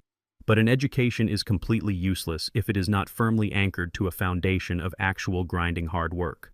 Bradley did not want to endure the grueling, unglamorous years required to actually build a successful logistics division from the ground up. He did not want to study the tedious supply chain metrics, negotiate the complex labor contracts, or actively manage the gritty daily operations of the warehouses. He only wanted the corner office with the panoramic city view. He only wanted the heavy mahogany desk, the tailored Italian suits, and the highly intimidating title of regional director printed on a heavy cardstock business card. He wanted the absolute privilege of leadership without bearing a single ounce of the crushing responsibility. When his division inevitably began to fail because of his profound laziness and absolute incompetence, he did not humble himself and ask for my guidance. He chose to actively steal $10 million from the innocent working-class people who actually kept the company functioning. He stole their retirement futures simply to cover up his own failure and maintain the illusion of his corporate genius. He was terrified that his high society friends and his entitled wife would finally realize he was completely hollow. He traded 15 years of his physical freedom in a maximum security penitentiary just to avoid the temporary, entirely survivable embarrassment of a failed business venture. This entire tragedy firmly cemented my belief in the incredible, unmatched strategic power of intentional invisibility. Throughout this entire ordeal, my greatest weapon was not my team of ruthless corporate lawyers, my forensic accountants, or my massive bank accounts. My absolute greatest weapon was the faded 10-year-old gray suit I wore every single day. My greatest advantage was the rattling engine of my 20-year-old Ford truck. By actively choosing to project an image of simple, unpretentious frugality, I successfully filtered the entire world around me. When you do not constantly broadcast your power, you force people to reveal their absolute true characters. Arrogant people will immediately assume you are weak and attempt to step on you. Greedy people will aggressively ignore you because they believe you have nothing to offer them. Manipulative people will drop their carefully constructed masks because they do not view you as a legitimate threat to their plans. My simple suit acted as a perfect, flawless mirror reflecting the absolute ugliness of everyone around me, because they all believed I was just a tired, outdated old man clinging to a stagnant logistics company they operated with absolute reckless impunity right in front of my face. They handed me the exact blueprints to their own destruction because they never once stopped to consider that the quiet man sitting in the corner was actually the master architect of the entire building. The ultimate lesson you must take away from my story is the absolute necessity of building your life in the dark. Do not ever let your lifestyle loudly announce your victories before your foundation is entirely secure. The modern world constantly pressures you to relentlessly document your success, to post the pictures of the luxury cars, to check into the exclusive resorts, and to aggressively prove your absolute worth to a timeline full of strangers. You must completely resist that toxic self-destructive urge. Every single ounce of energy you spend trying to convince other people that you are powerful is an ounce of energy you are actively stealing from your own actual growth. Real power never has to raise its voice. Real power never has to aggressively demand respect at a dinner table or flash a heavy metal credit card to feel validated. True wealth is the absolute unshakable quiet in your mind when you wake up in the morning knowing that you own the ground you are standing on. True wealth is the profound ability to simply walk away from any table where respect is no longer being served without having to worry about how you are going to pay for your next meal. When you prioritize ownership over appearance, you become completely untouchable. I did not care that the high society guests at the charity gala laughed at my cheap suit when Conrad threw that dollar bill at me. Their laughter meant absolutely nothing to me because I mathematically knew that I owned the literal concrete pillars supporting the roof over their heads. I knew that their entire perceived reality was actively being subsidized by my silent labor. When you actually own the infrastructure, you never have to worry about the opinions of the people simply renting space inside it. You must strive to be the man who owns the bank, not the man who desperately takes out a massive loan just to buy a flashy car to park in front of it. You must be completely willing to look poor, to look outdated, and to look absolutely unremarkable while you are quietly accumulating the assets that will eventually guarantee your permanent freedom. The applause of the crowd is incredibly loud, but it is also entirely fleeting. It vanishes the exact second the stage lights turn off. But a properly structured deed, an ironclad corporate trust, and a legally protected asset portfolio will continue to silently generate power long after the crowd has gone home. My family mocked my quiet, disciplined life, completely failing to understand that discipline is the absolute highest form of self-love.